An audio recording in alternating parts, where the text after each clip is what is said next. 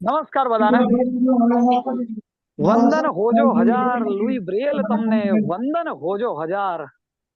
Braille લિપિના પ્રજ્વલિત પ્રકાશે દૂર કર્યા અંધકાર. લુઈ બ્રેલ તમને વંદન હોજો હજાર. यहाँ आवाज हमारे 0% 100 ટપકાની લીપી कमल कुमार બનાવી अनुष्ठी की म्यूट છે એટલે એ દીપાવ્યું કોપરે ગામ. લુઈ બ્રેલ તમને વંદન હોજો હજાર. નમસ્કાર સર્વે મિત્રોને. લુઈ બ્રેલની જયંતિના ઉપલક્ષમાં યોજાયેલ જ્ઞાનાલય ઓનલાઈન વર્કશોપના પ્રથમ વ્યાખ્યાનમાં હું રાજ વાઢેર આપ સર્વેનું હૃદયપૂર્વક સ્વાગત કરું છું. આપ બધાનું ખૂબ ખૂબ સ્વાગત છે આજના સેશનમાં. અને કાર્યક્રમની શરૂઆત જ આપણે સ્વાગત વિધિથી કરીએ તો હું રોટરી ક્લબ ઓફ વેસ્ટ બ્લાઇન્ડના પ્રેસિડેન્ટ ઋષભ દવેને વિનંતી કરું કે તેઓ આવે અને સમગ્ર સભાનું શાબ્દિક સ્વાગત કરે. ઓકે, તો આપણે હમણાં 4 જાન્યુઆરીએ લુઈસ બ્રેલનો 217મી જન્મજયંતિ ઉજવી. તો એ નિમિત્તે રોટરી વેસ્ટ બ્લાઇન્ડ અને V4U આ એક સરસ મજાની વર્કશોપનું આયોજન કર્યું છે, જેમાં તમને ઘણા બધા વિષયો ઉપર જ્ઞાન મળશે, જેનું નામ જ્ઞાનાલય છે.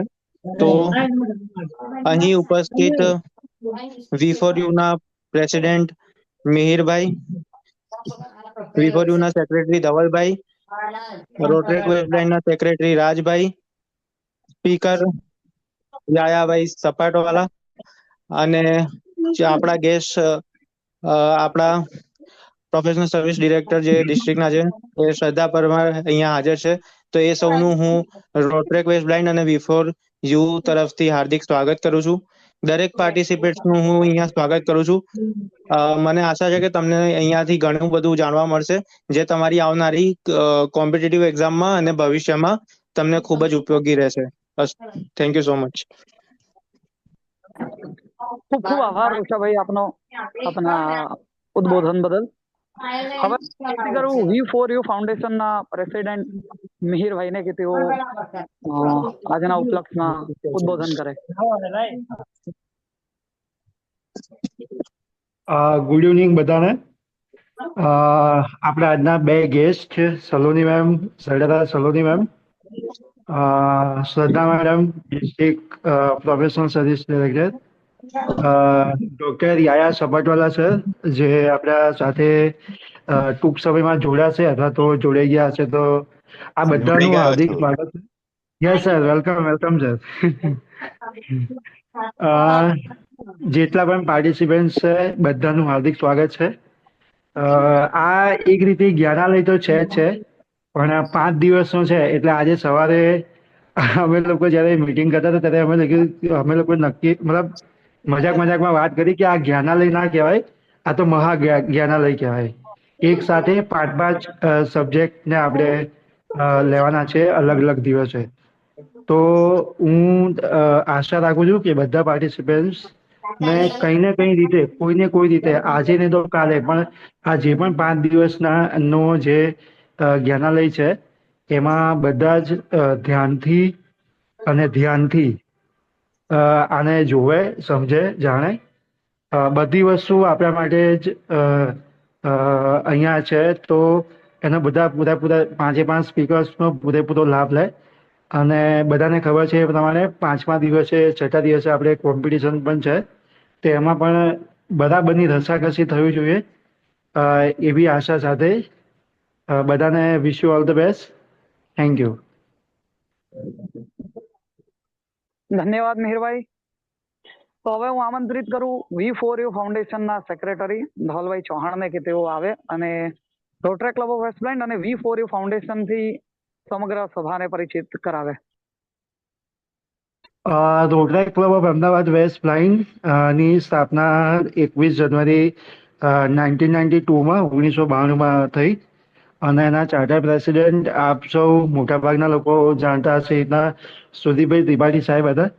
અને ત્યાર પછી અવિરતપણે આ ક્લબ ચાલતી રહી છે. મોટાભાગે નાના મોટા કાર્યક્રમ અમે લોકો કરતા હોય છે, જેમાં રેગ્યુલર અમારો સોશિયલ એક્ટિવિટી વધારે હોય છે. અને બ્લાઇન્ડ કમ્યુનિટી માટે અમને કામ કરવું થોડું વધારે ગમે છે. કે નોર્મલ માટે તો અન્ય ટ્રસ્ટો, અન્ય ફાઉન્ડેશનો, અન્ય સંસ્થાઓ છે જ, પણ આપણા બ્લાઇન્ડ લોકો માટે આપણે શું કરી શકીએ વધારેમાં વધારે, એવું જ અમારો એ પ્રયાસ છે. મોટાભાગે વેસ્ટ બ્લાઇન્ડના પ્રોજેક્ટ્સ અથવા તો કાર્યક્રમો જોઈએ તો અમારો મેઇન સિગ્નેચર પ્રોજેક્ટ છે બેસ્ટ ઓફ લક. જે રીતે આપણે જાણીએ છીએ એ રીતે આપણા છોકરાઓ ગામડામાંથી હોસ્ટેલોમાં સ્કૂલોમાં આવે છે અને 10મા અને 12માની એક્ઝામ્સ એ લોકો આપતા હોય છે. તો અમે એ લોકોને પ્રોત્સાહન પૂરું પાડવા માટે અમદાવાદની જે 4 આપણી બ્લાઇન્ડ સ્કૂલો છે એ લોકો માટે અમે લોકો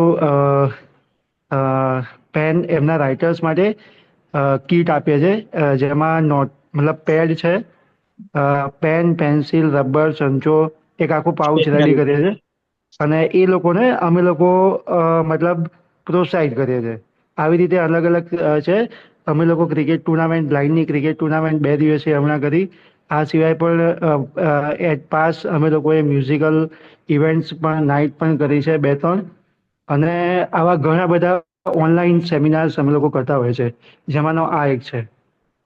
આ અમારી ક્લબની વાત થઈ. વી4યુ ફાઉન્ડેશન હમણાં તાજેતરમાં બન્યું છે, અમે લોકોએ બનાવ્યું છે અને આમાં બધા રોટ્રેક્ટર્સ, એક્સ રોટ્રેક્ટર્સ અને કરંટ રોટ્રેક્ટર્સ છે. જે અમે જે પણ કંઈ કાર્યક્રમ કરીએ છીએ એ બંને ક્લબ અને વી4યુ બંને સાથે જ કરી રહ્યા છે. તો વી4યુ ફાઉન્ડેશન હજુ એકદમ નવું છે, એટલે ધીમે ધીમે અમે લોકો ટ્રાય કરી રહ્યા છે કે અમે સારી રીતે બહાર આવીએ અને આવા કાર્યક્રમો કરતા રહીએ.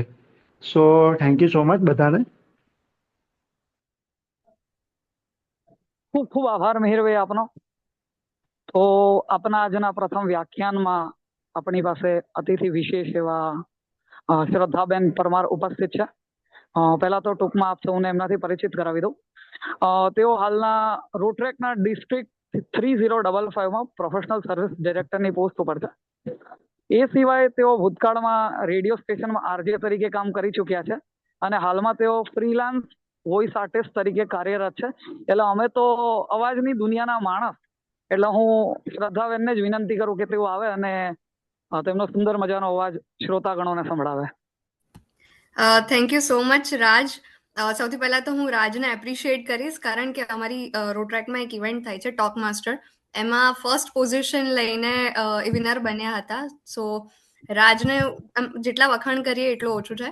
બટ રાજની સાથે સાથે ક્યાંક આખું રોટ્રેક ક્લબ છે વેસ્ટ બ્લાઇન્ડ, એ લોકો એટલું સારી રીતે કામ કરી રહ્યા છે. ઇવન આપણે રોટ્રેકની વાત કરીએ તો એમાં અમે નોર્મલ પીપલ કે જેને મતલબ જેની પાસે કોઈ જ આમ સ્પેશિયલ ટેલેન્ટ કે કંઈ જ નથી, સ્ટીલ અમારા કરતા વેસ્ટ બ્લાઇન્ડના લોકો એટલા એક્ટિવ છે અને એમનું આઈડિયેશન, પ્લાનિંગ સાથે સાથે એક્ઝિક્યુશન બી એટલું જ સારું હોય છે. હવે હમણાં ઋષભ જોડે વાત થઈ હતી, મતલબ એ લોકો પાસે એટલા બધા પ્રોજેક્ટ છે કે અમને સન્ડે ખૂટે છે. થેન્ક યુ સો મચ રાજ. સૌથી પહેલા તો હું રાજને એપ્રિશિએટ કરીશ, કારણ કે અમારી રોટ્રેકમાં એક ઇવેન્ટ થાય છે ટોક માસ્ટર, એમાં ફર્સ્ટ પોઝિશન લઈને એ વિનર બન્યા હતા. સો રાજને જેટલા વખાણ કરીએ એટલું ઓછું છે.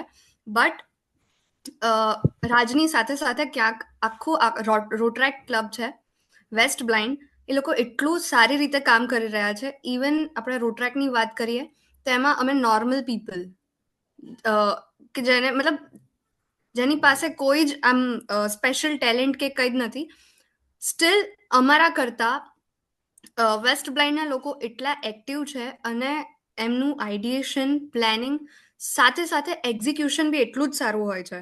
હવે હમણાં ઋષભ જોડે વાત થઈ હતી, મતલબ એ લોકો પાસે એટલા બધા પ્રોજેક્ટ છે કે અમને સન્ડે ખૂટે છે. તો આ બહુ જ સારી વાત કહેવાય. અને રોટ્રેકમાં વેસ્ટ બ્લાઇન્ડ આમ જોવા જઈએ ને તો સૌથી એક્ટિવ ક્લબ અત્યારે ગણી શકાય અને one of the top clubs છે આખા રોટ્રેક ફેટર્નિટીમાં, RID 3055માં. બટ તમે લોકો વિચારતા હશો કે રોટ્રેક શું છે. સો હું રોટ્રેકની વાત કરી દઉં થોડી ઘણી. રોટ્રેકથી તમને શું ફાયદો થાય, તો એનાથી ઓવરઓલ તમને પર્સનલ ગ્રોથ કહો, પ્રોફેશનલ ગ્રોથ કહો, નેટવર્કિંગ તમારું બહુ જ સારું થાય છે. નેટવર્કિંગમાં નેશનલ, ઇન્ટરનેશનલ, હવે તમે ક્યાંય બી ગયા હોય અને અટવાઓ તો એક રોટ્રેક પ્લેટફોર્મ છે જેનાથી તમે ગમે ત્યાં કોન્ટેક્ટ કરી શકો છો અને કોઈ બી રોટ્રેક્ટર એમની હેલ્પ લઈ શકો છો. એટલે મારે તો આટલું જ કહેવું છે. બાકી થેન્ક યુ સો મચ કે મને ઇન્વાઇટ કર્યા. અને આ મને ઇન્વાઇટ કરીને એક બ્રિજ બનાવ્યો, કારણ કે અમને એટલી ખબર છે કે વેસ્ટ બ્લાઇન્ડમાં બહુ બધા પ્રોજેક્ટ્સ થાય છે, બટ અમે ક્યારેય એનો પાર્ટ નથી બન્યા. તો this is the first time કે જ્યારે કોઈ મતલબ નોન વેસ્ટ બ્લાઇન્ડ મેમ્બરમાંથી અટેન્ડ કર્યું છે. So thank you so much. અને આઈ હોપ કે તમને આખા જ્ઞાનાલયમાં તમે બહુ જ શીખો અને તમે એને તમારી લાઈફમાં ઇમ્પ્લિમેન્ટ કરીને આગળ વધો. So thank you so much for inviting. ખૂબ ખૂબ આભાર શ્રદ્ધાબેન આપના સુંદર મજાના ઉદ્બોધન બદલ. તો હવે આપણે આજના ફર્સ્ટ સેશન પ્રથમ વ્યાખ્યાન તરફ જઈએ. આજનો આપણો વિષય આપ સૌ જાણો જ છો કે બ્રેલનું મહત્વ અને હાલના એઆઈ ના જમાનામાં, સ્માર્ટફોનના જમાનામાં, કમ્પ્યુટર હોય આપણા હાથમાં, એક નાનકડા ડબ્બાની અંદર આખી દુનિયા સમાય, ત્યારે પણ બ્રેલનો આપણે કઈ કઈ જગ્યાએ ઉપયોગ કરી શકીએ અને હાલના સમયમાં બ્રેલની પ્રાસંગિકતા શું? તો જ્યારે આપણે હાલના એઆઈ ના જમાનામાં બ્રેલની પ્રાસંગિકતાની વાત કરવી હોય અને ટેકનોલોજી અને બ્રેલ વચ્ચે ક્યાંક ને ક્યાંક જાણતા અજાણતા પણ હવે સ્પર્ધા સર્જાતી હોય એવું અનુભવાય છે. તો એવા સમયમાં આપણે આજનું વ્યાખ્યાન ગોઠવ્યું છે અને ગુજરાતમાં જ્યારે બ્રેલની વાત થાય ત્યારે એક નામ અવશ્ય લેવાય, એ છે ડોક્ટર યાયાભાઈ સપાટવાલા. અને આ સદનમાં લગભગ એવો કોઈ વ્યક્તિ નહીં હોય કે જે યાયા સરથી પરિચિત ન હોય. નવરંગપુરામાંથી એમણે પ્રાથમિક અને ઉચ્ચતર શિક્ષણ પ્રાપ્ત કર્યું. સેન્ટ ઝેવિયર્સ કોલેજમાંથી તેઓ ગ્રેજ્યુએટ થયા. મુંબઈ યુનિવર્સિટીમાંથી તેઓ માસ્ટર્સ થયા ગુજરાતી વિષય સાથે જ. એ સિવાય તેઓ હાલમાં બરોડા પીટીસી કોલેજમાં લેક્ચરર તરીકે કાર્યરત છે. એ સિવાય આપણે સૌ જાણીએ છીએ તેઓ ઉત્તમ કવિ છે. આપણે બધાએ તેમની ગઝલો અને બાળ કાવ્યો ક્યાં નથી સાંભળ્યા, એનો આસ્વાદ માણ્યો છે. એમના વક્તવ્યના પણ આપણે સૌ કાયલ છીએ એવું કહીએ તો પણ ઘટે. તો હવે યા સર, આ મંચ આપનો જ છે, આવી જાઓ. ઓકે, નમસ્કાર સૌને. અવાજ સંભળાય છે બધાને? બિલકુલ બિલકુલ. Okay, yes sir. એટલે થોડું પેલું મોઢાથી નજીક લાવવું કે દૂર રહું એટલે ખ્યાલ આવે, એટલે ડિસ્ટન્સ નો. ના ના, પરફેક્ટ આવે છે. એકદમ પરફેક્ટ છે, પરફેક્ટ. Okay, fine.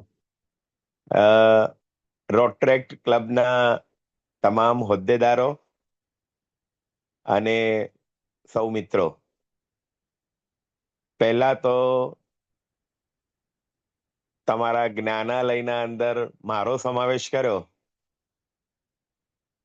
લુઈ બ્રેલના 6 ટપકામાં 1 ટપકા જેટલી ક્ષમતા મારામાં નથી, અને છતાંય તમારા 5 દિવસના આ 5 ટપકા અને ઉદ્ઘાટન સમારંભ એટલે 6 ટપકા આપણે રાખીએ, એના અંદર મને મૂક્યો, તે બદલ આનંદ વ્યક્ત કરું. ખૂબ તમે લોકો જે રીતે એકબીજા વિશે વાત કરતા હતા અને બધાના પરિચય, ઉદ્બોધનો અને બધું સાંભળતો હતો, ત્યારે એમ થયું કે હા, પેઢી તૈયાર થઈ ગઈ છે. અને પોઝિટિવલી કહું તો તમારા લોકોની બહુ ઈર્ષા પણ આવે છે કે કેટલું સરસ આયોજન કરી શકો છો, ઓનલાઈન હોય ઓફલાઈન હોય, પણ બધા સંકલન કરીને. એટલે તમને સૌને હૃદયથી અભિનંદન. એવું નહીં કે મંચ પર આવીએ અભિનંદન આપીએ ને એવી રીતે નહીં, પણ દિલથી બહુ જ સારું લાગ્યું.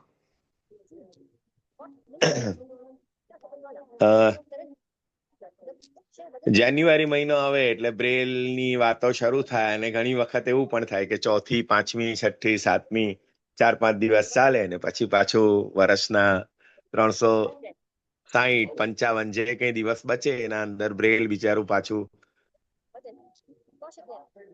એકદમ અદ્રશ્ય થઈ જાય અથવા ઝાંખું પડી જાય, ધૂંધળું થઈ જાય.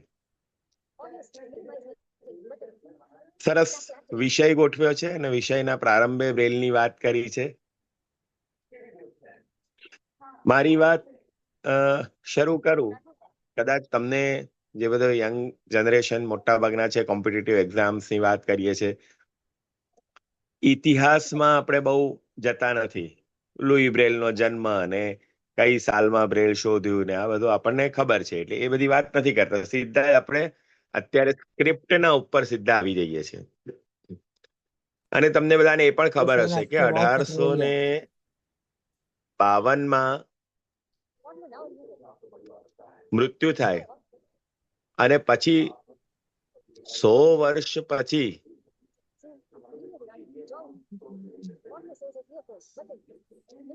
એના ગામની કબર ખોદીને ત્યાંથી પાછું એને રાષ્ટ્રીય સન્માન સાથે પેરિસમાં લાવવામાં આવે, એના શબ ના હોય, રાખ જે કઈ એક પ્રોસેસ કરી, ખાલી એ રાખ પણ ના હોય ને કઈ શબ્દનું કોઈ અસ્તિત્વ પણ ના હોય, પણ એક પ્રોસેસ થાય તો એમની જે કબર છે કબર ખોદીને બીજી વાર સ્મારક બનાવવું, આ એક બહુ મોટી ઐતિહાસિક ઘટના છે.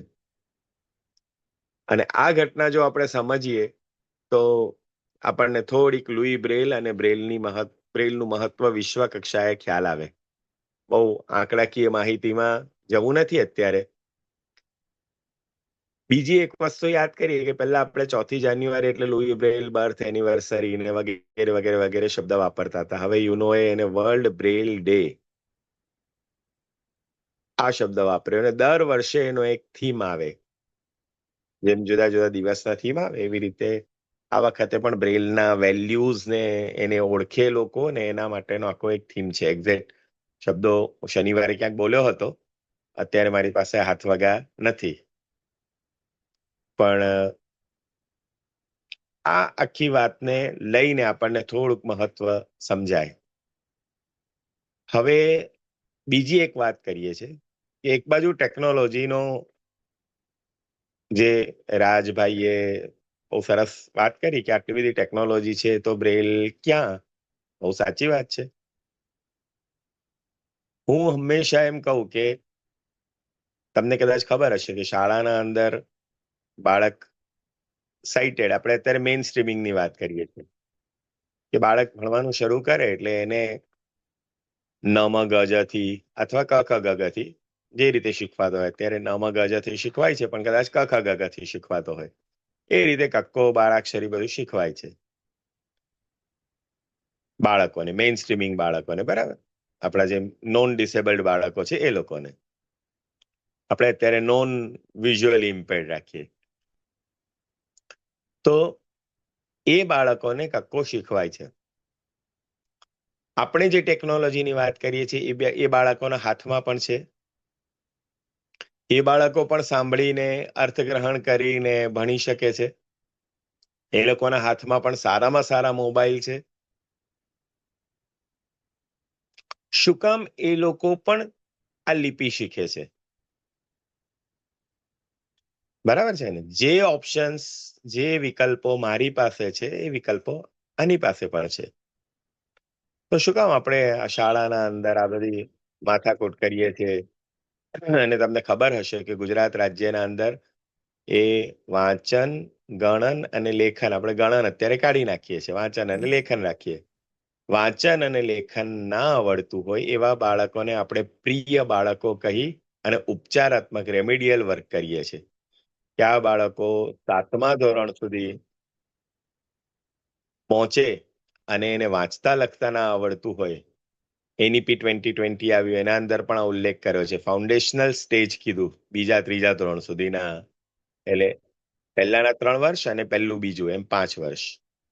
ફાઉન્ડેશનલ સ્ટેજના અંદર એને એટલીસ્ટ પ્રારંભિક રીતે વાંચન અને લેખન આવડવું જોઈએ. અત્યારે બ્રેલની વાત થતી જ નથી. આટલું બધું NEP અથવા વિદેશોના અંદર પણ જે સ્ક્રિપ્ટનું એજ્યુકેશન છે એની વાત થાય છે. આપણે બાળકો પ્લે સેન્ટર્સમાં જાય તો એને સ્ટેન્ડિંગ લાઇન, સ્લીપિંગ લાઇન, પેનની ગ્રીપ કરતા શીખવાડીએ આ બધું, અને એ રીતે આપણે સરળથી કઠિન તરફ એ લોકોને લઈ જઈએ છીએ. તો ફરીથી હું એમ કહું કે આ બાળકોની પાસે પણ વિશ્વ કક્ષાએ વિચારીએ તો બધું જ છે. શું કામ એ લોકો લિપિ શીખે છે? તો આનો જવાબ કદાચ તમારા લોકો પાસે પણ મારા કરતા વધારે સારી રીતે હોઈ શકે, પણ હવે આ તો અત્યારે મને અહીંયા મૂક્યો છે એટલે હું જવાબ આપું છું. બાકી તમારા મનમાં હોઈ જ શકે, આમાં કઈ હું નવું નથી કહેવાનો. પણ આપણને ખબર છે કે કોઈ પણ ભાષા શીખવી હોય તો એની લિપિ શીખવી પડે, સ્ક્રિપ્ટ એની શીખવી પડે. હવે આપણે એમ કહીએ કે કમ્પ્યુટરના અંદર પણ ASDFG કરીને થાય છે, પણ એ ASDFG કરીને કે મોબાઈલમાં વોઇસ ટાઈપિંગ કરીને કે મોબાઈલમાં OTG લગાવીને કીબોર્ડ લગાવીને કે કરવું, એ વાંચન અને લેખન આ બંને સંદર્ભે શક્ય છે. કદાચ આપણે બચાવ કરીને ખેંચી તાણીને જવાબ આપીએ તો હા કે ના કે અધકચરું કે આવે તો ખરું, પણ બહુ સ્પષ્ટ સમજણ છે કે એનો જવાબ નથી. 2-3 દાખલા આપીને વાત કરું કે એક મિત્ર બેંકમાં જોબ મળી હતી મારા વડોદરાના અંદર. એને શું કોર્સ કર્યો હતો, એનું નામ શું છે, કેવી રીતે જોબ મળી હતી, આ બધા કારણોમાં ને અત્યારે બધી વાતો અપ્રસ્તુત છે.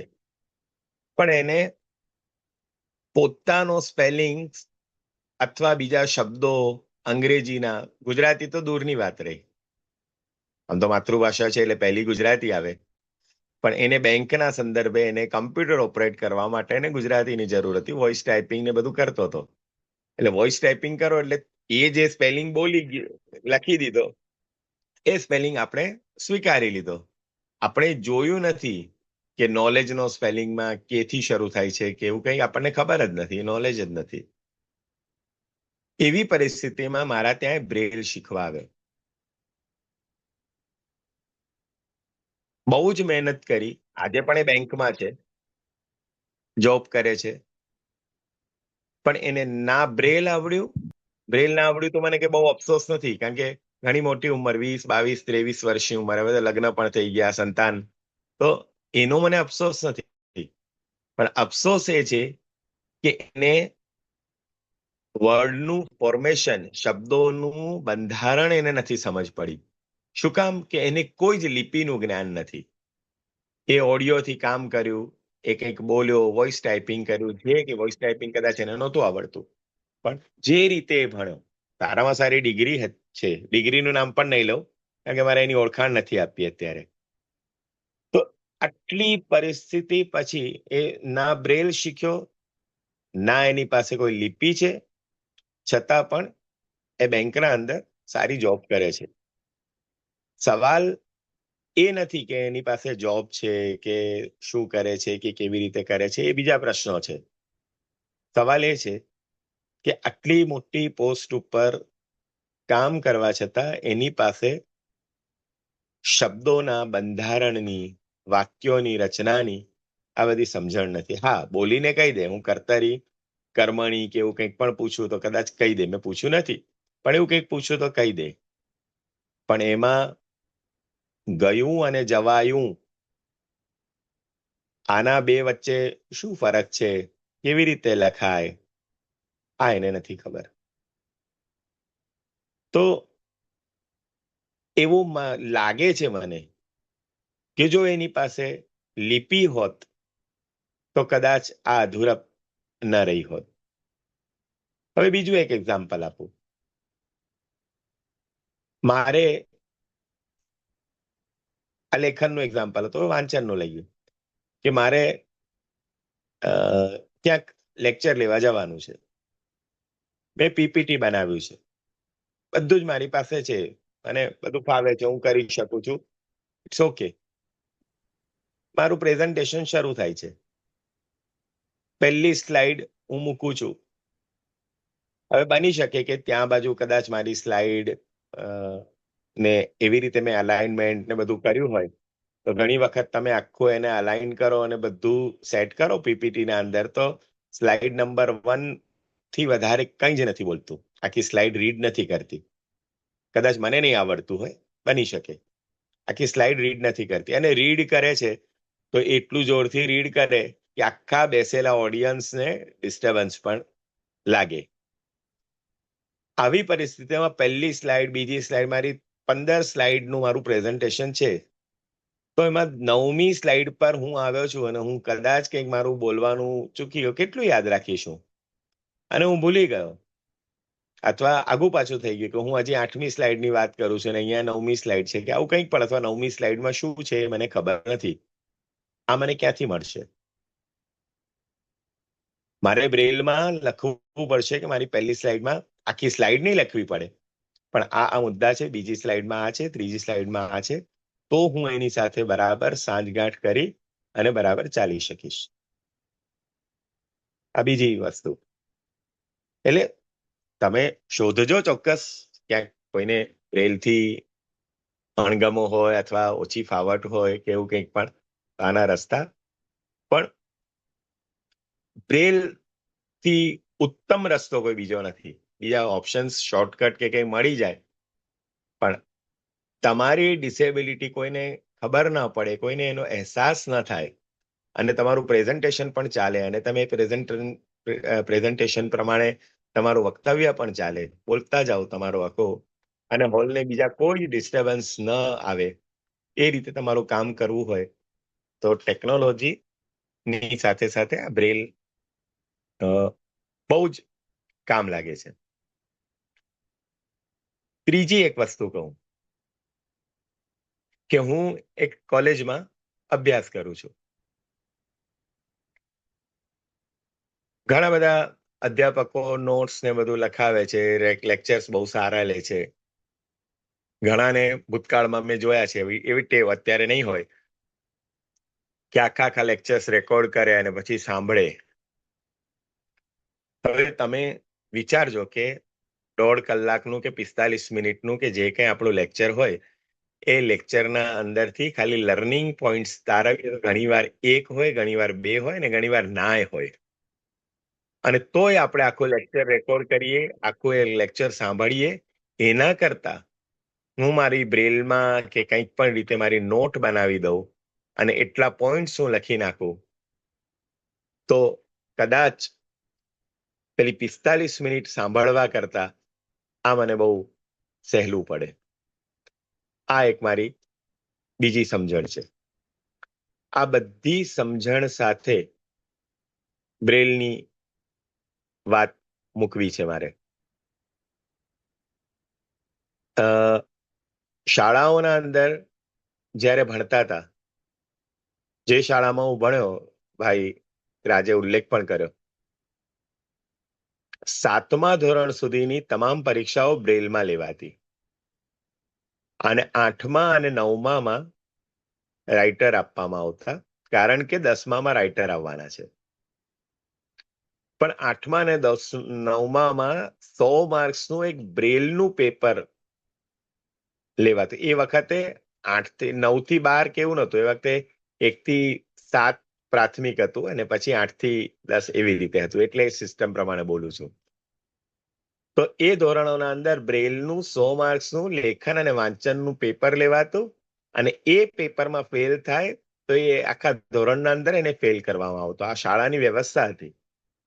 આ બ્રેલ લિપિનું મહત્વ હતું. હું બ્રેલ કે સાઇટેડ કે એવું કશું જ નથી માનતો. એ સ્ક્રિપ્ટનું મહત્વ હતું કે મારે આગળ વધવું છે તો મારી પાસે એક લિપિ હોવી જોઈએ કે જેના કારણે હું મારું કામ કોઈ પણ ટેકનોલોજી કે કોઈની પણ કંઈ પણ મદદ વગર મારી અંગત રીતે હું સારી રીતે કરી શકું. આ જુદી જુદી બ્રેલની પાટીઓ, સ્લેટ, ખિસ્સા પાટી, લાકડાની પાટી, પ્લાસ્ટિકની પાટી, પેલી જર્મન સ્લેટ, આ 27 લાઈન વાળી પાટી, નાની 4 લાઈનની, 10 ખાનાની 4 લાઈનની, આવી ઘણી બધી સ્લેટ્સ ને ઘણી બધી વેરાયટીઝ આપણી પાસે બ્રેલમાં આવી. કલમોની પણ વેરાયટીઝ અદ્ભુત હતી. શાળામાં ભણતા હતા ત્યારે તો 50 પૈસાથી માંડી, એટલે 1975 થી 86ના સમયની વાત કરું, જ્યારે મારું પ્રાથમિક ને માધ્યમિક શિક્ષણ અને ઉચ્ચતર માધ્યમિક શિક્ષણ અંધ શાળાઓમાં હતું, ત્યારે 50 પૈસાથી માંડીને 2.5 થી 3 રૂપિયા સુધીની કલમો માર્કેટમાં હતી. અત્યારે 5 રૂપિયા કે 10 રૂપિયાથી શરૂ થતું હશે, ખબર નથી. મારી પાસે મારી જૂની 3 કલમો હજી છે, એ રોજ મારી બેગમાં પણ આવે છે અને મારી સાથે હોય જ. મારી પાસે ઓર્બિટ છે. ઓર્બિટના ગુજરાતના બહુ આત્મશ્લાઘા નથી કરતો, પણ બહુ સારા જે યુઝર્સ હશે 2 4 5 10 એમાં એક હું છું મેક્સિમમ, કારણ કે મને બ્રેલ સાથે સ્ટેન્ડિંગ અલોન મોડમાં પણ વાપરું છું, કમ્પ્યુટર સાથે પણ વાપરું છું. પછી એ વાત પર આવીએ છીએ, કારણ કે પાછળનો મારો મુદ્દો છે જ. તો આ બ્રેલ છે. બીજી એક વસ્તુ યાદ કરીએ કે ઘણી વખત હવે આમાં એવું છે કે એક ગુજરાતીમાં કહેવત છે કે ખાખરાની ખિસકોલી સાકરનો સ્વાદ શું જાણે, એટલે બની શકે. પણ મને લાગે છે કે વાંચીને જે ફિલિંગ આવે છે એ ઘણી વખત, હા હું સાંભળું છું, હું ઓડિયોનો લિસનર છું, ઘણી બધી બુક્સ, નવલકથાઓ, ઓડિયો બુક્સથી, ઈ બુક્સથી વાંચું છું, સાંભળું છું, બધું જ. પણ જ્યારે મારે વધારે કંઈક કામ કરવાનું આવે, એના પર એક્સરસાઇઝ બનાવવાની આવે કે એનાથી બીજું કંઈક કામ કરવાનું હોય, તો મને એમ થાય છે કે મારા માને જે બ્રેલથી જે ફિલિંગ્સ આવે છે મારા અંદર, એ મને આ બધાથી નથી આવતી. આ મારી અનુભૂતિ છે, તમારી ન જ હોય અને ન જ હોવી જોઈએ, મારું એ તમારું ન જ હોય, મારી અનુભૂતિ છે. પણ મને હજી પણ એમ ફીલ થાય છે, એવું નથી કે હું કમ્પ્યુટરથી બચવા માંગુ છું, મને કમ્પ્યુટર નથી આવડતું, મારી પાસે લેપટોપ બી છે, મને મોબાઈલ બી, હું બધું જ કરી શકું છું. કદાચ તમારા જેટલો એક્સપર્ટ નહીં હોવ, કારણ કે તમે લોકો આ જનરેશનના અંદર, હવે તો બીટા જનરેશન આવી ગયું, તમે આ જનરેશનના મિત્રો છો, એ તમારા કરતા સંભવ છે કે અમારી સમજ અને ઘણું બધું ઓછું હોય, પાછળ હોઈએ, સ્વાભાવિક છે. પણ કામ ક્યાંય રોકાતું નથી, અને ક્યાંક પર જઈએ તો એવી છાપ નથી ઊભી થતી કે અમને ટેકનોલોજી નથી આવડતી અથવા ટેકનોલોજીમાં પાછળ છે, કામ ચાલે છે. તો એવી પરિસ્થિતિમાં બ્રેલની જરૂરિયાત હું બહુ દ્રઢપણે માનું છું કે છે. મેં હમણાં શનિવારે જ એક સ્પર્ધાનું આયોજન કરેલું વડોદરાના અંદર, અને એક નવો ઇનિશિયેટિવ લીધો હતો. સારો કે ખરાબ એ તો વિદ્યાર્થીઓ કીધું અને કહેશે. પણ સાણંદના અંદર તમને ખબર છે કે આપણે બ્રેલ વાંચન, તમારામાંના ઘણા બધા જોડાયા હશે, આવતા હશો, ખબર છે, બ્રેલ વાંચન સ્પર્ધા કરતા હતા 1 થી 5 ને 6 થી, એટલે આપણે જે અત્યારના વિભાગ પ્રમાણે. એક પેરેગ્રાફ વાંચ્યો અને પછી તમે મને પૂછો કે યાયાભાઈ આ પેરેગ્રાફના અંદર શું હતું, શું વાંચ્યું તમે, કોની વાત કરી હતી, આને આપણે ક્યાંય ઇવેલ્યુએટ નથી કરતા. અને આ વાંચનનો કોઈ મિનિંગ નથી કે હું કડકડ વાંચી જાઉં અને મને કઈ એના અર્થગ્રહણ જ ના થાય, મારા પાસે કોમ્પ્રિહેન્શન જ ના થાય. એટલે અમે એવું શરૂ કર્યું. ભૂતકાળમાં એકવાર સુરેન્દ્રનગરમાં આદરણીય મુક્તાબેન ડગલીએ આ પ્રયોગ કરેલો. કેવો પ્રયોગ, કશું, કારણ કે મને ખ્યાલ નથી બહુ. મને નિર્ણાયક તરીકે વખતે એમણે બોલાવ્યો હતો, પણ હું જઈ નહોતો શક્યો, મારે ક્યાંક બહાર જવાનું હતું એટલે. પણ એમાંથી પ્રેરણા લઈને, આપણું કશું જ નથી હોતું, આપણે કોકનામાંથી ક્યાંકથી શીખતા હોઈએ છીએ. આજે તમારામાંથી હું શીખવા આવ્યો છું એવી રીતે, તો આપણું કશું જ નથી. તો એ મુક્તાબેનના પ્રયોગમાંથી મને એવું વિચાર આવ્યો કે આ વસ્તુને કેમ ગુજરાત લેવલે ના લઈ જઈએ, કે ભાઈ એક પેરેગ્રાફ આપો, એ પેરેગ્રાફના નીચે પ્રશ્નો આપો, અને એ પ્રશ્નો બ્રેલ પાટીના અંદર લખે. ચાહે અત્યારે અમે આ વખતે MCQ નો પ્રયોગ કર્યો હતો, પણ MCQમાં આખો વિકલ્પ લખવાનો. આનાથી એનું બ્રેલ રીડિંગ, એનું કોમ્પ્રિહેન્શન અને રાઇટિંગ ત્રણેયની ચકાસણી એક જ પ્લેટફોર્મ પર થાય. બહુ સરસ, મજા પડી. લગભગ 37 જેટલા સ્પર્ધકો જોડાયા હતા, 6 થી 8, 9 થી 12 અને કોલેજ વિભાગ. વડોદરા પૂરતું જ હતું અને વડોદરાના નિવાસીઓ પૂરતું હતું. એટલે વડોદરાના નિવાસી હોય અને 12 ભણતા હોય તો આવી શકે એવી રીતનું. તો સ્પર્ધાની માર્કેટિંગ કે એના માટે નથી કહેતો, પણ ત્યારે લોકોએ સ્વીકાર્યું કે બ્રેલનું મહત્વ કેટલું છે ને એક લિપિનું. આ જ વસ્તુ તમારે કમ્પ્યુટરમાં કરવી હોય તો કેવી રીતે કરો, કઈ વસ્તુ ઈઝી પડે, આ પણ આપણે વિચારવું પડે. સરકારના અંદર એકવાર બ્રેલની કંઈક ટ્રેનિંગ સંદર્ભે વાત થઈ હશે, અને એક બેન આવ્યા હશે, અને એમણે ઓડિયોનું ને બધું કમ્પ્યુટરનું ને સમર્થન, બેનનું પણ નામ નથી લેતો, સમર્થન કર્યું હશે. અને ત્યારે સરકારમાં GCERT માં મને બોલાવવામાં આવ્યો. સોની સાહેબનું માર્ગદર્શન પણ હતું. અમે લોકો ચર્ચા કરતા હોઈએ રણછોડભાઈ સોની સાથે, એટલે એમનું માર્ગદર્શન, એમની સાથે વાત કરી, બધા ડિસ્કશન્સ કરતા હોઈએ. એટલે મેં પહેલું જ એમ કીધું કે જે લોકો બ્રેલનો, જે શિક્ષકો બ્રેલનો વિરોધ કરે છે, વિરોધ કોઈ પણ સિસ્ટમનો, કોઈ પણ વસ્તુનો ત્યારે થાય કે મને બરાબર આવડતું હોય અને પછી હું એની ખામીઓ કે ખૂબીઓ શોધીને અથવા ખામીઓ શોધીને હું એની વાત કરું. આ મોટા ભાગના લોકો બ્રેલનો વિરોધ કરનારા એવા છે કે જે લોકોને બ્રેલ આવડતું નથી અથવા શીખવાની ઈચ્છા નથી, અને એટલે એમાંથી છુટકારો મેળવવા, એમાંથી બચવા માટે આ લોકો બ્રેલનો વિરોધ કરે છે. અને એમ કરીને ઘણી બધી દલીલો કરી હતી, પણ હું બહુ આમ નિષ્ઠાથી એવું માનું છું કે શાળાઓના અંદર કોઈ મારે શિક્ષકની, શાળાની, ગુરુજીઓની કોઈની ટીકા નથી કરવી, પણ શાળાના અંદર બ્રેલની કચાશ, વિદ્યાર્થીઓની કચાશ એ ક્યાંક વધારે માત્રામાં શિક્ષકોની કચાશ છે. બાળક તો જે આપશો એ ગ્રહણ કરશે, જે વાતાવરણ આપશો એ વાતાવરણમાં તૈયાર થશે, પણ એને આ વાતાવરણ નથી મળ્યું અને એના કારણે આ પરિસ્થિતિમાં આપણે ઊભા છીએ. બીજો એક દાખલો બ્રેલના સાથે આપું તો 10મા ધોરણમાં ગણિત રજિયાત છે. અમે ભણતા ત્યારે 9મા ધોરણ સુધી અમે લોકો ગણિતના દાખલા ગણતા, પછી 10મામાં લેવું ના લેવું પછીની વસ્તુ છે. આજે આપણે કયા સ્ટેજમાં છીએ? લગભગ 5મા, 6ઠ્ઠા કે 7મા પછી ગણિત બંધ કરાવી દે કે તારે 10મામાં ક્યાં ગણિત છે ફરજિયાત.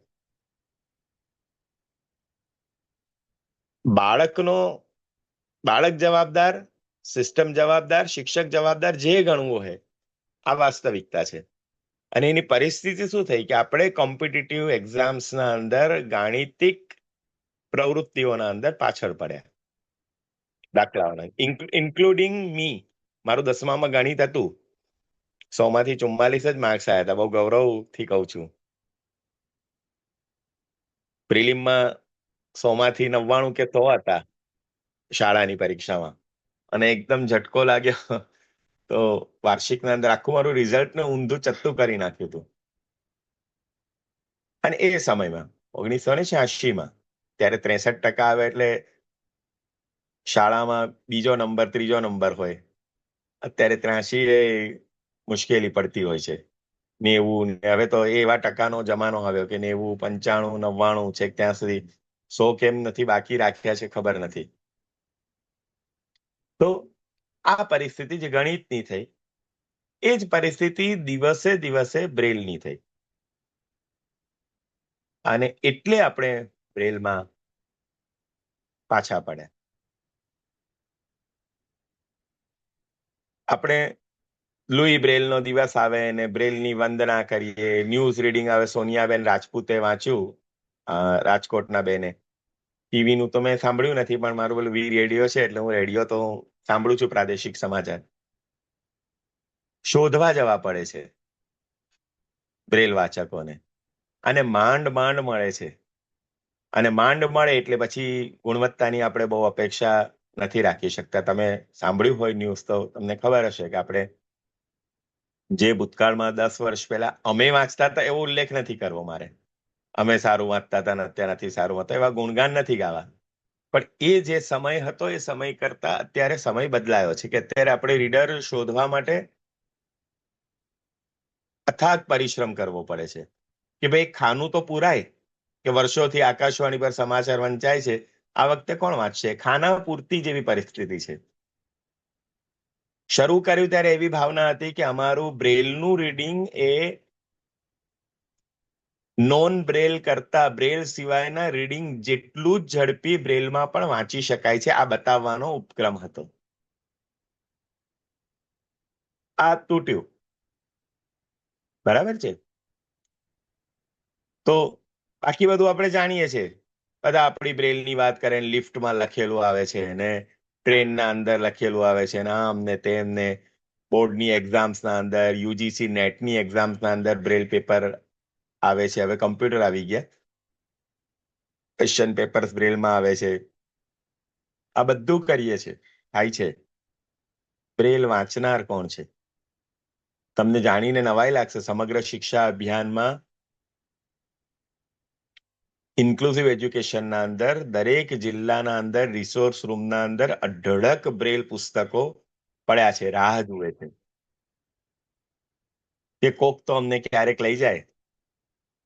એ પેલા ડેડસ્ટોક પર ચડાવેલા હોય એ પુસ્તકનું જ્યારે પાઠ્યપુસ્તક બદલાય ત્યારે એ પુસ્તક પસ્તીમાં જાય, બાકી રિસોર્સ રૂમમાં પડ્યા રહે. કોણ જવાબદાર છે? બાળકને તો ખબર જ નથી. અમે લોકો સ્કૂલના અંદર જઈએ, બાળકને આમ પેલું બ્રેલનું સ્લેટ આપીએ અને પૂછ્યું, મારો પોતાનો અનુભવ કહું છું, ઘણી વાર પેલા પ્રવેશોત્સવ ને બધું થાય, એમાં કાર્યક્રમમાં જવાનું થાય, બાળકને પૂછીએ કે આવું, તો એના પેરેન્ટ્સ આગળ આવીને કે સાહેબ આવું કંઈક જોયું તો છે, પેલી બ્રેલની આપણી સ્લેટ કાઢીને બતાવીએ તો કે આવું કંઈક જોયું તો છે. હવે બાળક 3જા ધોરણમાં ભણતું હોય, બ્રેલનો શિક્ષક એ ઝડપે વાંચતો હોય, એકદમ વાસ્તવિકતા કહું છું, બટ આપણે મિત્રો છીએ, સ્નેહીઓ છીએ, અને તમે આ પ્લેટફોર્મ ઊભું કર્યું છે ચિંતા કરવા માટે. એટલે બ્રેલનો શિક્ષક છે એની એટલી ઝડપ હોય કે જેટલી ઝડપ 2જા કે 3જા ધોરણની બાળકની હોવી જોઈએ. જો શિક્ષકની આ ઝડપ હોય તો હું વિદ્યાર્થીની ઝડપની કેવી રીતે અપેક્ષા રાખું? આ સ્થિતિ મેઇન સ્ટ્રીમિંગ જે સ્કૂલના અંદર જે સમાવેશી શિક્ષણ, ઇન્ક્લુઝિવ એજ્યુકેશનની વાત કરીએ છીએ ત્યાં છે. આપણી શાળાઓ એમાંથી કંઈ બહુ બાકાત નથી. અમે વડોદરાની સ્પર્ધા કરી તો એના અંદર 9 થી 12માં અમારી પાસે 19 જેટલા સ્પર્ધકો આવ્યા હતા.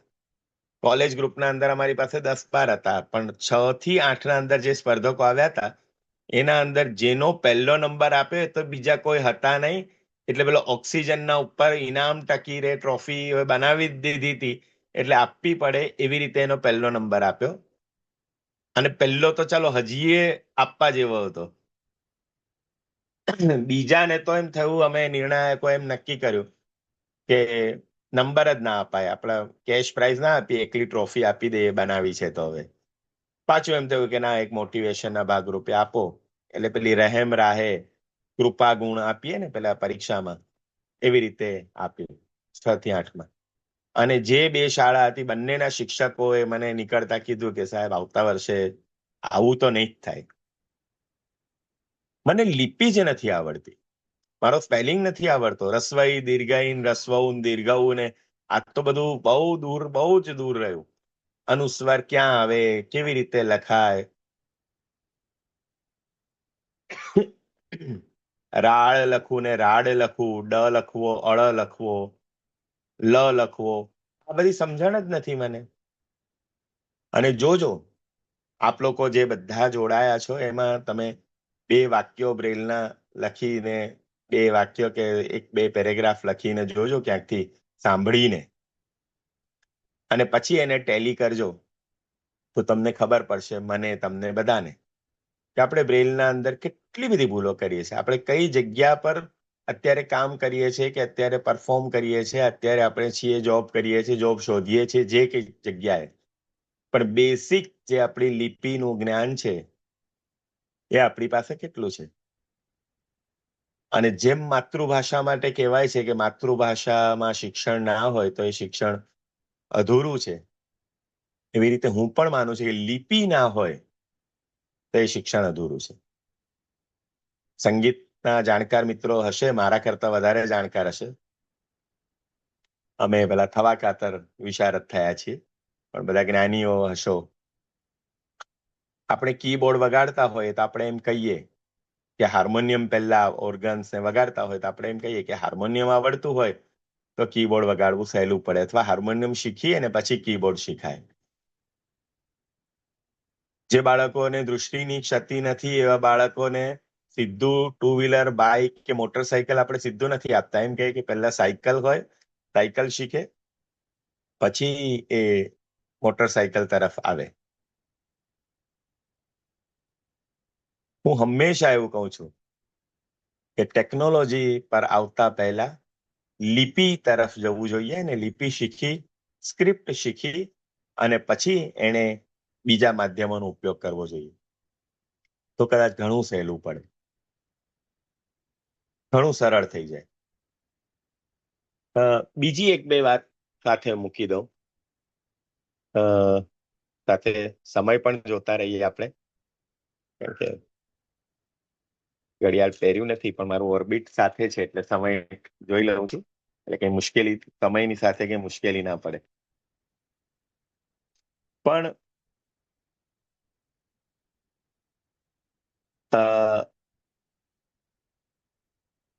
બ્રેલ પુસ્તકો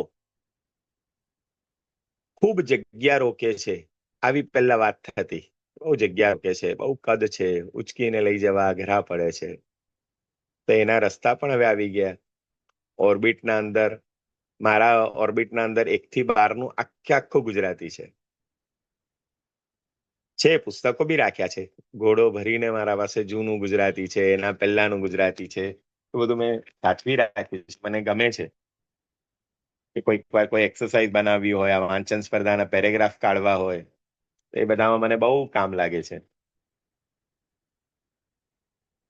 તો એ રીતે 9:37 થઈ છે. થોડીક બ્રેલની સાથે ટેકનોલોજીની વાત કરીએ. પહેલાના બ્રેલ પ્રેસ હતા, કદાચ તમને ખબર હશે, અમને અમારા શાળાના વિમળાબેન શાહ પહેલી વખત 1981-82 ના આસપાસ વસ્ત્રાપુરનો બ્રેલ પ્રેસ જોવા લઈ ગયા હતા. ખડ ખડ ખડ ખડ ખડ ખડ અવાજ આવે, એમાં પતરા પર લખાય અને 2 પતરાની વચ્ચે એલ્યુમિનિયમના પતરા હોય, એટલે એલ્યુમિનિયમ હોય અને પેલા લોખંડના પાતળા પતરા હોય.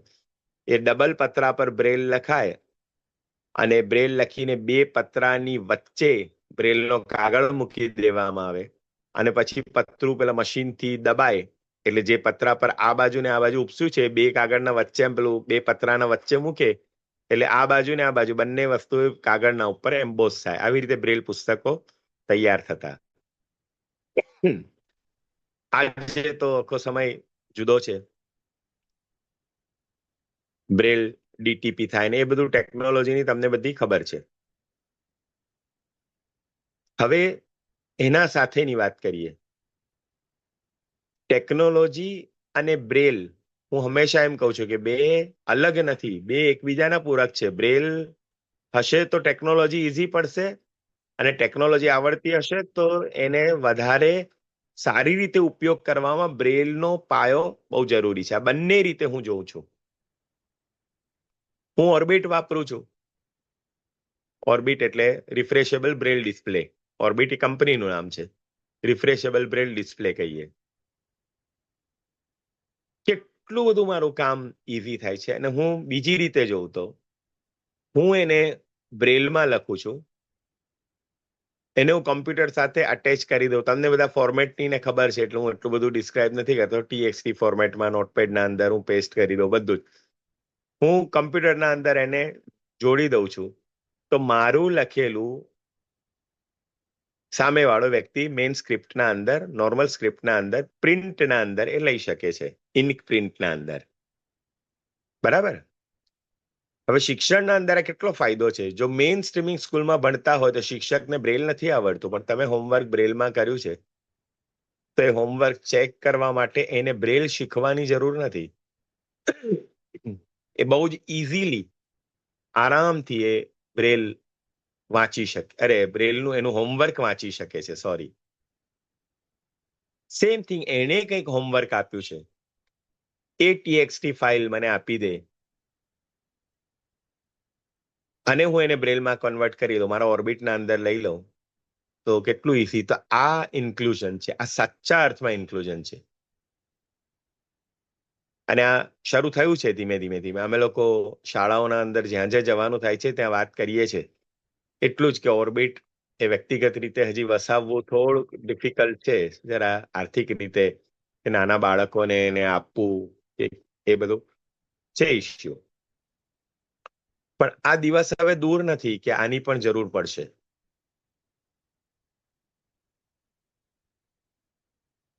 રાઇટર ક્યારેક લખતા લખતા, જો એ રાઇટર ખરેખર કૃષ્ણ હશે તો, બરાબર, રથ અર્જુને ચલાવવાનો, રથ કૃષ્ણએ ચલાવવાનો છે, પણ અર્જુન કે એમ જ ચલાવવાનો છે. એટલે એવો જ કૃષ્ણ જેવો જ રાઇટર હશે અને કોઈ બે સ્પેલિંગ્સ કે બે જોડણી પૂછશે તો હું બ્રેલ જાણતો હોઈશ તો હું એને કહી શકીશ કે આની જોડણી આવી થાય, આ રીતે લખાય. ઓર્બિટના અંદર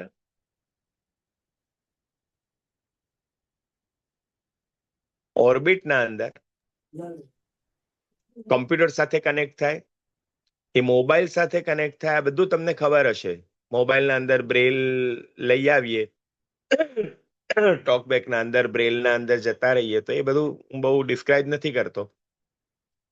તો એ રીતે મોબાઈલ ને બ્રેલ ટેકનોલોજી સાથે પણ બ્રેલ બહુ જ સારી રીતે કામ કરે છે. હું મોબાઈલ સાથે એટલો બધો ઉપયોગ નથી કરતો, હું કમ્પ્યુટર સાથે કરી રહ્યો છું અને સ્ટેન્ડ અલોન મોડના અંદર હું ઓર્બિટનો ઉપયોગ કરું છું. મોબાઈલનું હું શીખું છું, પણ હજી કે મારે એટલું બધું મોબાઈલ સાથે કનેક્ટ કરવાનું કામ નથી પડ્યું.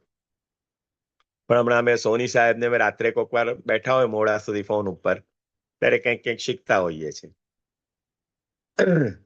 તો આ બધી બ્રેલની અત્યારની પરિસ્થિતિ છે. ડિવાઇસીસ આપણી પાસે ઢગલો છે હવે,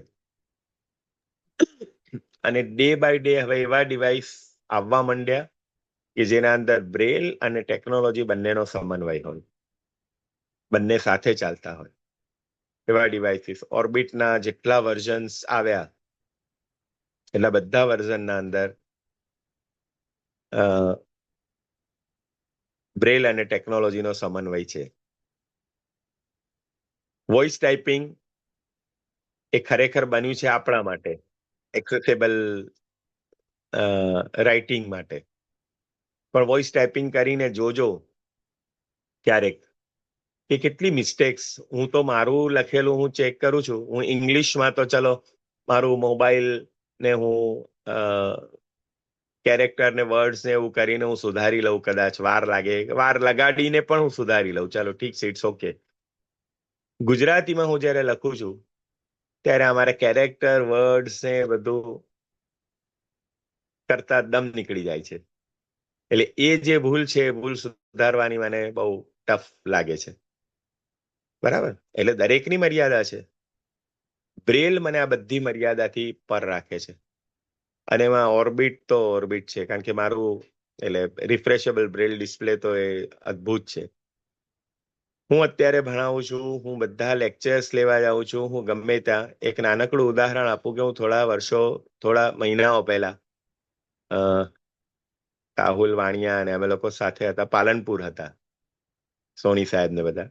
પાલનપુરમાં એક દિવસે એ લોકોને બીજું એક લેક્ચર કે ટોપિક પર લેવાનું હતું, અને એમને ખબર પડી કે વડોદરા જિલ્લા શિક્ષણ અને તાલીમ ભવનમાંથી ભાઈએ પીટીસી કોલેજ કીધી, પણ હવે પીટીસી અમારે ત્યાં નથી ચાલતું. પીટીસી નો જમાનો, પીટીસી માંથી ડીએલએડ થયું, ડીએલએડ પણ હવે બંધ થઈ ગયું, અમારે ત્યાં બીએડ છે. અને ગોવિંદ ગુરુ યુનિવર્સિટીના એફિલિએશન સાથે અમારા જે જિલ્લા શિક્ષણ અને તાલીમ ભવનો છે એને બીએડ આપેલું છે. એટલે અત્યારે બીએડમાં પણ કામ કરું છું અને ઇન સર્વિસ ટીચર્સ જે બધા શિક્ષકો છે એને ટ્રેનિંગમાં પણ કામ કરું છું. 25 વર્ષથી છીએ, હવે કિનારો આવવા આવ્યો. 3 વર્ષ જો 58 પૂરું થાય તો ફેબ્રુઆરી 29, 2028માં દીપ વર્ષ છે ને, એટલે રિટાયર થવાનું છે. પણ પછી નક્કી કર્યું છે કે મેં જે ફિલ્ડમાંથી શરૂ કર્યું એ ફિલ્ડમાં મારે પાછું કામ કરવું છે. જોબ કે એ તો ઇટ્સ ઓકે, કે એક જરૂરિયાત હશે એટલું કરવું પડશે. બાળક ભણે છે, બાળકોમાં એક ભણે છે, એક તો હવે મેરેજની તૈયારીમાં છે. તો પાલનપુર ગયા ત્યારે એમણે એમ કીધું કે તમારે ફાઉન્ડેશનલ લિટરસીના ઉપર અથવા પ્રી પ્રાઇમરીનો જે કોર્સમાં તમે કોર્સ બનાવો છો એ કોર્સના ઉપર તમારે એક લેક્ચર લેવાનું છે. હવે આમ હું બીજા કોઈ કામથી ગયો હોત તો મારી પાસે ના એની કોઈ નોટ હોત, ના કશું જ હોત. ઓર્બિટના અંદર મારી એક ફાઇલ પડી હતી જેના અંદર મેં પોઈન્ટ્સ લખેલા હતા. એ પોઈન્ટ્સના આધારે મેં ત્યાં બાજુ 2.5 કલાક લેક્ચર લીધું. 2.5 કલાક.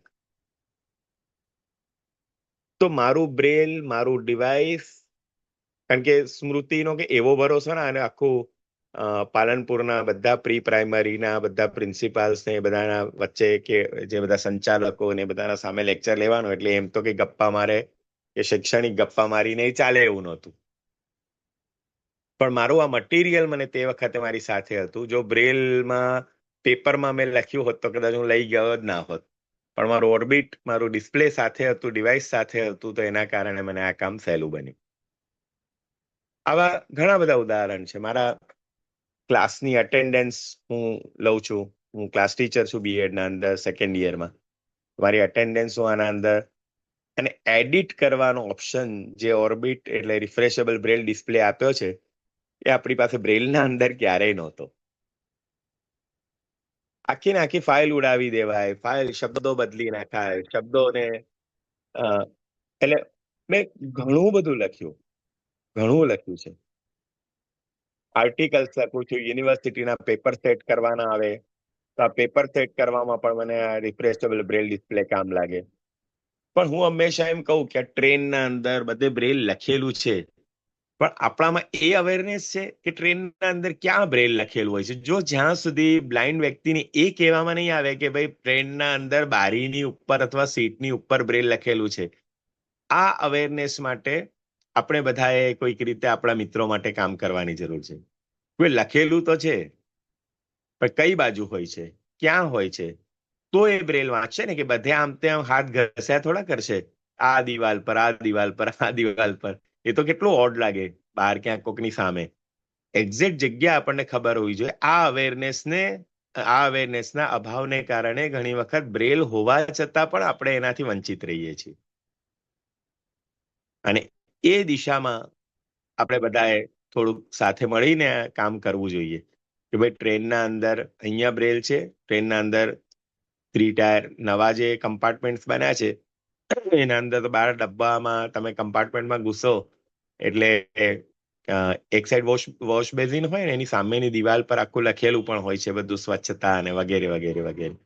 તો આ બધું જ આપણને એ આપે છે, પણ આપણને ખબર નથી હોતી, અને ખબર નથી હોતી એટલે આપણે અટવાઈ જઈએ છીએ. તો આ દિશામાં એક કામ કરવું જોઈએ. 10 વાગ્યા સુધીનો મારો સમય છે, સમયને કિનારો આવવા આવ્યો છે આમ તો. પણ તમારા કોઈ પ્રશ્નો હોય આના સંદર્ભે, કંઈક મૂંઝવણ હોય, આ તો વન વે થયું ને બધું, તો એવી રીતે પણ કંઈક થોડીક ચર્ચા કરીએ. તો મારી પાસે તો 9:49 થઈ છે, તો 10 મિનિટ એવી રીતે પણ આપણે વિતાવીએ તો મને ગમશે. કારણ કે હું જ કહું છું એ બધું કઈ બ્રહ્મ સત્ય જગત મિથ્યા એવું તો છે નહીં. તો તમને કંઈક મૂંઝવણ હોય કે તમને કંઈક કહેવું હોય, સાંભળવું હોય, પૂછવું હોય, તો ચોક્કસ આપણે એ દિશામાં વાત કરીએ. રાજભાઈ જરા એ રીતે, રાજભાઈ અથવા આ બધા મિત્રો જે એડમિન્સ છે એ જરા વ્યવસ્થા ઊભી કરજો કે બધા બોલી શકે અનમ્યુટ કરીને કે ઓકે. તો થોડીક એ રીતે વાત થાય. એ વાત સાચી છે. ધવલ છે ને? એટલે એ વાત સાચી છે કે આ એકચ્યુઅલીમાં વન વે, હા ધવલ, વન વે કન્વર્સેશન થઈ રહ્યું છે. આપણે થોડાક સવાલો ઉપર જઈએ. જો કોઈને કંઈ ક્વેશ્ચન હોય આ રિગાર્ડિંગ, કોઈને કંઈ વધારે સમજવું હોય અથવા તો કંઈ વધારે જાણવું હોય, એટલે જે યાર સરે જે વાત કરીને એની અંદર સવાલ એ જ આવે છે કે એટલે એમને જે આખી વાત કરી કે બ્રેલથી ટેકનોલોજીની આખી યાત્રાની જે વાત કરીને, એમાં સવાલ એ જ આવે છે કે આજકાલ ઘણા બધા નવા નવા ડિવાઇસ આવી રહ્યા છે. ટ્રેનની અંદર બ્રેલ આવી રહ્યું છે, લિફ્ટમાં બ્રેલ આવી રહ્યું, પણ સવાલ એ છે કે એનો ઉપયોગ કરનારા જ નહીં હોય તો આ બધાનો કોઈ અર્થ નથી. તો કોઈના કંઈ સવાલ હોય તો પૂછી શકે છે પોતાને અનમ્યુટ કરીને. ધવલભાઈ, પહેલા મારો સવાલ છે. હા, રાજ. યા સર, આપણે ખૂબ સુંદર વાત કરી, બ્રેલ અને ટેકનોલોજીને બહુ જોરદાર રીતે સાંકળી લીધી. તો દિવસે ને દિવસે બ્રેલ અને ટેકનોલોજી બંને આગળ વધતી જાય છે, પણ એટલે મેં પોતે પણ અનુભવેલી બાબત આસપાસમાં જોઈને કે આટલી બધું બ્રેલ હાઈટેક થયું છતાં બ્રેલ વાંચનારા અને લખનારા ઘટી રહ્યા છે. તો બ્રેલનો ટેકનોલોજીની દ્રષ્ટિએ તો વિકાસ થઈ રહ્યો છે, પણ એના વાચકો ને લેખકો જ નથી. તો આના માટેનું સોલ્યુશન શું હોઈ શકે? હું એવું માનું છું કે જો હવે જે નવી પેઢી આવે છે એની ચિંતા તો પછીની વસ્તુ રહી. પણ જે અત્યારે તમે જે વાત કરો છો એ જનરેશનના સંદર્ભે વિચારીએ તો એક અવેરનેસ ક્રિએટ થાય, અથવા નાના નાના વર્કશોપ્સ કરીને બ્રેલ શીખવું જ રહ્યું. બની શકે કે એટલી સ્પીડ ના આવે, એટલું ના, કદાચ તમારું ચોકસાઈ ને એ બધું ઓછું આવે, શક્ય છે. પણ જે જાગ્યા ત્યાંથી સવારે એનો બીજો કોઈ રસ્તો નથી આમ તો, અને શીખવું પડે. હું તો એવું માનું છું. અને નવી પેઢી માટે આપણે કોઈક શાળાઓના અંદર છીએ તો એને આ બાળકોને એવી રીતે તૈયાર કરવા પડે. આમાં શું થયું કે કોલેજમાં કે 11માં 12માં જનારાઓએ ધીમે ધીમે એવો માહોલ ઉભો કર્યો કે અમે તો ઓડિયોથી ભણ્યા, અથવા અમારી પાસે તો ઓડિયો હતું અને અમે આ રીતે કામ કર્યું. આવી જે એક હવા ઊભી કરી, એ હવાને કારણે મને એમ લાગે છે કે પછીની પેઢી ધીમે ધીમે બ્રેલથી દૂર જતી ગઈ. કે હો, યાયાભાઈને ચાલ્યું તો રાજભાઈને ચાલશે, ને રાજભાઈને ચાલ્યું તો પેલો કોણ છે નાનો છોકરો, પ્રિન્સ કે સમથિંગ કોક, એ નહીં ચાલશે. ટૂંકમાં એક જનરેશન થી બીજી જનરેશન સુધી ગયું આવી રીતે. તો આપણે આ કરવું પડશે કે આના વગર નહીં ચાલે, એવું એક રીતે તૈયાર કરશું તો જ. કારણ કે હંમેશા ભૂખ લાગે તો જ ખોરાકની કિંમત સમજાશે. પણ ખોરાકને બદલે તમે ગોળીઓ આપી દેશો કે ભાઈ તારું પેટ ભરવો છે ને, પેલું ગોપાલનું પેકેટ ને વગેરે વગેરે પેકેટ ખાઈ લે, પેટ તો ભરાઈ જ જશે, રોટલી શાકની કઈ જરૂર નથી. તો પછી એ ચાલી પણ જશે. પીઝા આપશો તો પેટ ભરાઈ જશે, પણ પોષણ નહીં મળે. સર, હા, આના માટે સર બીજો નહીં એક યાર, યાયા જ કહેવાનું, યાયાભાઈ કહેવાનું. બહુ નાનો છું. યાયાભાઈ, પ્રદીપ હા બોલું ભાઈ. છું. આના કોણ? માટે એક પ્રદીપ. રાજે જે સવાલ પૂછ્યો ને, એના હા માટેનો એક પ્રદીપ. રસ્તો છે. એ આપણે હા રોટ્રેક ને વિફર્યું કરી શકીએ. મેં આ શનિવારે જ એક જગ્યાએ કહીને આવ્યો છું કે આજે યાયા સરે કીધું કે બીઆરસી ભવનના રિસોર્સિસમાં ઘણા બધું મટીરિયલ પડ્યું છે, તો આપણા જેવાએ ત્યાં જવું જોઈએ એકાદ દિવસ, અને જે એને જાણ હોય બ્રેલની, એ આવા બાળકોને બોલાવીને શીખવાડવું જોઈએ. ડન. હું ગયો તો શનિવારે, અને મેં ત્યાં એક પ્રોગ્રામમાં કીધું છે કે આવા જેટલા બ્લાઇન્ડ બાળકો હોય અને ખરેખર શીખવાની ઈચ્છા હોય તો શનિવારે 11:30 થી 1 વાગ્યા સુધી હું આવવા તૈયાર છું. એટલે આવું કરીએ તો પણ થઈ શકે. સરસ પ્રદીપ. અને હું એમ જ કહું કે આપણે બીજાને દોષ દઈએ ને આ શિક્ષકો નથી કરતા ને, આપણાથી શરૂ કરીએ ને, એટલે સરસ, સારો આઈડિયા છે. અને હું અહીંયા મારા ઘરે અઠવાડિયામાં 2 દિવસ બ્રેલ શીખવા માટે આવે છે છોકરાઓ. બ્લાઇન્ડ સ્કૂલમાં જ જાય છે, પણ તોય હું બ્રેલ શીખવાડું છું. ક્યાં શિક્ષકોને ગાળો દેવાની? એ કે છે ખરા એના પેરેન્ટ્સ આવીને કે સાહેબ તમારા જેવું કોઈ શીખવાડતું નથી, આમ સાંભળી લઉં છું કે આ નહીં શીખવાડતા હોય, પણ હું શીખવાડું છું. કેટલા એવા મેં બ્રેલ તૈયાર કર્યા. અત્યારે કોલેજથી આગળ ગયા વડોદરામાં 2-3 જણ, મારી લિમિટ છે કે 2-3 જણથી વધારે હું નથી લેતો ઘરે, પણ હું 6 વાગે આવું એટલે 6 થી 8 હું બ્રેલ શીખવાડું છું. પણ હું એટલા માટે જ કરું છું કે બ્રેલ એ લિપિ સમજે. અને એમાં જ પેલો કમ્પ્યુટર શીખવા છોકરો આવતો હતો, પછી એને તો બંધ કર્યું, એને બંધ કર્યું, મેં બંધ કર્યું. ઓકે, બીજું કોઈ? Hello sir. સમ્રાટ હલો. બોલું છું સર. નામ બોલજો એટલે તમને થોડા ઓળખતો હોય તો વધારે ઓળખતો થઈ હેલો, જાવ. Good evening sir. સમ્રાટની બોલું છું. મારો અવાજ આવે છે? હા સર, હા. બધાને ગુડ ઇવનિંગ સર. મને મતલબ આખી ટોકમાં એક તો ઓર્બિટનો તમે જે મુદ્દો કીધો, તો મને એ જાણવું છે કે .7 અને 8 ની જે વાત છે, લાઈક મોડર્ન બ્રેલમાં 6 ડોટ્સની બ્રેલ લિપિ તો છે જ, પણ મેં એવું સાંભળ્યું છે કે .7 અને 8 નું બી લાઈક યુસેજ છે, એના ઉપર એ લોકો કામ કરે છે. તો એના પર થોડી વાત કરો તો મને એના વિશે જાણવું છે. પ્લસ હું બી સરસ. ઓર્બિટનો બહુ હા, યુઝ એટલે કરું છું. એ ઓર્બિટની ટ્રેનિંગમાં કે એમાં વધારે ડિટેલ વાત થઈ શકે, પણ હું તમને બેઝિક ખાલી વાત કહી દઉં, કારણ હા, કે બહુ બેસિક લાંબી વાત થશે. પણ કારણ કે આપણે બેકસ્પેસને એન્ટર તરીકે તો વાપરીએ છીએ. હા, કમ્પ્યુટરના અંદર ફંક્શન્સ કી હોય છે. એ ફંક્શન્સ કીની રીતે અહીંયા .7 અને 8 કામ કરે છે. બીજી એક વસ્તુ જોઈએ તો લુઈ બ્રેલે જ્યારે બ્રેલના 6 ટપકા શોધ્યા ને, ત્યારે એને પહેલો વિચાર કર્યો હતો કે આપણા ટેરવાની નીચે ઉપરનું ટેરવું જોઈએ. આપણે તમારી પહેલી આંગળીના ઉપરનું ટેરવું જોજો, એક્ઝેક્ટ એનું હાડકું આવે એટલી જગ્યાના અંદર કેટલા ટપકા. જુઓ કેટલું મોટું વિજ્ઞાન, માણસે કેટલું વિચાર્યું હશે. એના નીચે બરાબર એક્ઝેક્ટ કેટલા ટપકા બેસી શકે. તો 6 થી 6 અને વધારામાં વધારે 8 ટપકાથી વધારે એટલા ટેરવાની નીચે ના આવે. નાના બાળક હોય તો 6 જ, પછી જરાક ટેરવાનો ફરક પડે તો 8. તો એ ગણતરીના આધારે એણે આ લિપિની શરૂઆત કરી. અને એ જે અત્યારે મોડર્ન બ્રેલ કે તમે જે શબ્દો વાપરો છો રિફ્રેશેબલ બ્રેલ ડિસ્પ્લેના અંદર, એ શું કામ થયું છે કે આપણે બહુ લાંબો વિષય છે.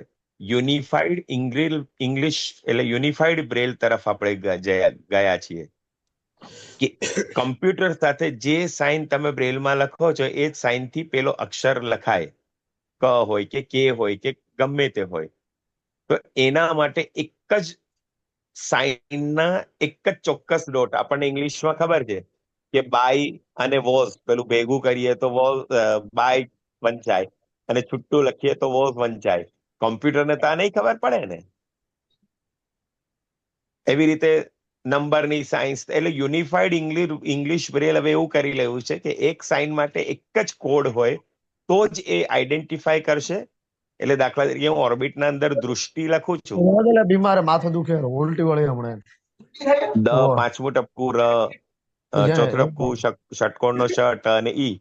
તો પાંચમું ટપકું ને ર આપણે ઋષિનો રૂ કરીએ છીએ, કન્સિડર કરતું જ નથી. પાંચમું ટપકું સાથે નથી લખાતો, એ બીજું જ લખે છે, કારણ કે એ પાંચમું ટપકું એના માટે આઈડેન્ટિફાઈડ નથી. હું દ છઠ્ઠું ટપકું ને ર કરું તો એ ઋષિનો રૂ પેલો રૂ લખે છે, આપણે જે રૂ લખવો છે. આવા ઘણા બધા ચેન્જીસ છે અને એ ચેન્જીસ હજી થઈ રહ્યા છે. અત્યારે પણ એની મીટિંગ ચાલી રહી છે અને એ રીતે કામ થઈ રહ્યું છે. ઓકે સર મને એક સેન્ટેન્સ કેવું છે કે યુઝ્યુઅલી બધા એવું માનતા હોય કે આપણને બ્રેલ લિપિ 6 ટપકા ખબર પડી ગયું એટલે આપણે વિશ્વની કોઈ પણ ભાષા વાંચી શકીએ, બટ મેં જાપાનીઝ બ્રેલ શીખ્યું હતું તો એમાં બધા સાઇન એકદમ ટોટલી ડિફરન્ટ છે.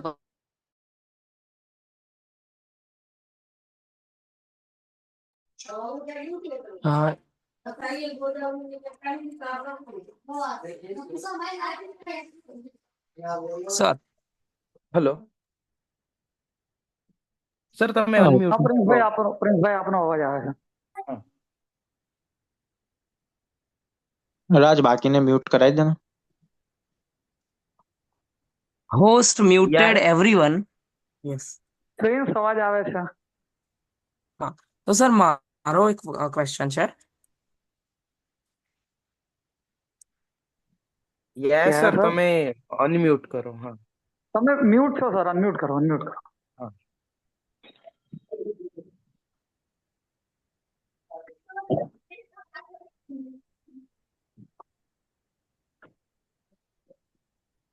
કુશભાઈ અभी એને રિક્વેસ્ટ મોકલો ને. હા એ જ કરું છું. હા હલો હા હા હા યસ યસ યસ પહોંચ્યું. બોલો. પહોંચ્યું. હા સર પ્રિન્સ. હા સર પ્રિન્સ બોલું હા છું. પ્રિન્સ, કેમ છે દોસ્ત? બસ જોરદાર. તો મારો પેલા ક્વેશ્ચન એવો છે, પરદેશમાં દાણાનો ડબ્બો રહી ગયો દેશમાં વાળો. ના એ તો આયુષનો. એ તો આયુષ. ઓકે બરાબર. તું તો પ્રિન્સ હા સોની. બરાબર. ઓકે. હા હા બોલ ભાઈ. એટલે મારો એવો ક્વેશ્ચન છે કે જે સાહિત્ય આપણે વાંચીએ છીએ આપણને હાર્ડ કોપીમાં મળે છે, તો એ બીઆરએફ કે બીજા કોઈ ફોર્મેટમાં કયા પ્લેટફોર્મ પર આપણને વધારે ઝડપથી મળી રહે? બીઆરએફ ફોર્મેટમાં પણ મળે છે. એટલે ઈપબ ફોર્મેટ આવે છે ને દોસ્ત, એ ઈપબ ફોર્મેટના અંદર હા ત્રણેય વસ્તુ બધું મળી જાય છે આપણને. યસ અને એ ત્રણેય ફોર્મેટમાં તમારે કંઈક પણ જોઈતું હોય કોઈ વખત તો આપણા જ હિમાંશુભાઈ સોમપુરાનો સંપર્ક કરજો. તો એ લોકો આ બધું બહુ મોટું કામ કરે છે અને હું બધી બીઆરએફ ફાઇલ્સ ત્યાંથી જ લઉં છું. અને હું હજી આપણી જે શાળામાં ભણતા બાળકો છે એના માટે કહું કે શું કામ કોઈ શાળાનો પ્રોપેગેન્ડા માટે નથી કહેતો, પણ જ્યારે અમે શાળામાં ભણતા હતા ત્યારે 8મા ધોરણ સુધી બ્રેલ પુસ્તક વાંચવા માટે લિપિના પુસ્તક આપતા હતા. લિપિમાં જ વાંચવાનું, સ્ક્રિપ્ટથી જ વાંચવાનું ને તૈયારી કરવાની. 9મા ધોરણમાં અમને ટેપ રેકોર્ડર મળે અને 10મામાં પછી અમને ગાઈડ ને નવનીત ને બધું જે અપેક્ષિતો અને બધું એ ઓડિયો આવે. ત્યાં સુધી અમારી પાસે ઓડિયો આવતું જ નહોતું. જો કદાચ હું એવું નથી કહેતો કે 9મા ધોરણ સુધી ઓડિયો ના આપવું, હવેનો સમય એટલો બધો નથી, પણ પ્રારંભિક અવસ્થામાં જો એને ઓડિયોની ફાઇલ્સ કે ઓડિયો ટેક્સ ને આ બધું જો બંધ કરવામાં આવે અથવા કંટ્રોલ કરવામાં આવે કોઈક રીતે, કે ભાઈ એને આટલું બ્રેલ આવડે પછી જ એને ઓડિયો આપવાનું, આવું કંઈક આપણે શરૂ કરીએ ને તો કદાચ આ બધી સમસ્યાઓમાંથી આપણે બહાર નીકળી શકીએ. પહેલેથી જ આપણે પેલો શોર્ટકટ પકડાવી દઈએ છીએ ને, એટલે તકલીફ ત્યાં થાય છે. અને એટલે આપણે લિપિથી દૂર ગયા. તમે જોજો, હું જોઉં છું અત્યારે આપણી સ્પેશિયલ સ્કૂલના બાળકો, પહેલા બીજા ત્રીજા ધોરણના બાળકો પણ ઓડિયો ફાઇલ્સથી ભણતા હોય છે. પછી ક્યાં એને બ્રેલ શું કામ શીખે પછી તો એને તો લિપિનું મહત્વ કે એ બધું ખબર જ નથી. એ તો હવે આપણે આ બધું સમજતા થાય અને હવે ડાપણ આવ્યું બધું. નાના બાળકને 7-8 વર્ષના બાળકને ક્યાં એ બધી ખબર છે? એને તો કોઈક રીતે કન્ટેન્ટ સાથે પરીક્ષા આપવી છે, પણ એને આ સમજાવવું હશે તો બંધ કરવું પડશે અથવા કંટ્રોલ કરવું પડશે. ઓકે, બીજું કઈ? ઓકે સર, મારો એક ક્વેશ્ચન છે. શું નામ? મારું નામ આયશા બેલીમ છે. ઓકે. અને જી સર, સો મારો ક્વેશ્ચન એવો છે કે દરેક કોમ્પિટિશનમાં એવું હોય છે કે બ્રેલમાં ઇંગ્લિશમાં કોન્ટ્રેક્શન્સ હોય છે, બટ ગુજરાતીમાં નથી હોતા એમ. તો સર શું ઇંગ્લિશના જે રીતે કોન્ટ્રેક્શન્સ લાઈક એ બનાવેલા છે, તો લાઈક એ કોઈ ક્રિએટ કરેલા છે, તો લાઈક એ કોણે કરેલા હશે? અને ગુજરાતીના બી એવી રીતે જોયા તો છે જ બધા કોન્ટ્રેક્શન, પણ એના વિશે એમ બહુ માહિતી નથી એમ. જનરલી અમે લોકો તો હું તો યુઝ કરતી હોઉં બ્રેલમાં લખવા માટે, પણ આ રીતે રીડિંગ કોમ્પિટિશનમાં હું ક્યાંય નથી જોતી એમ.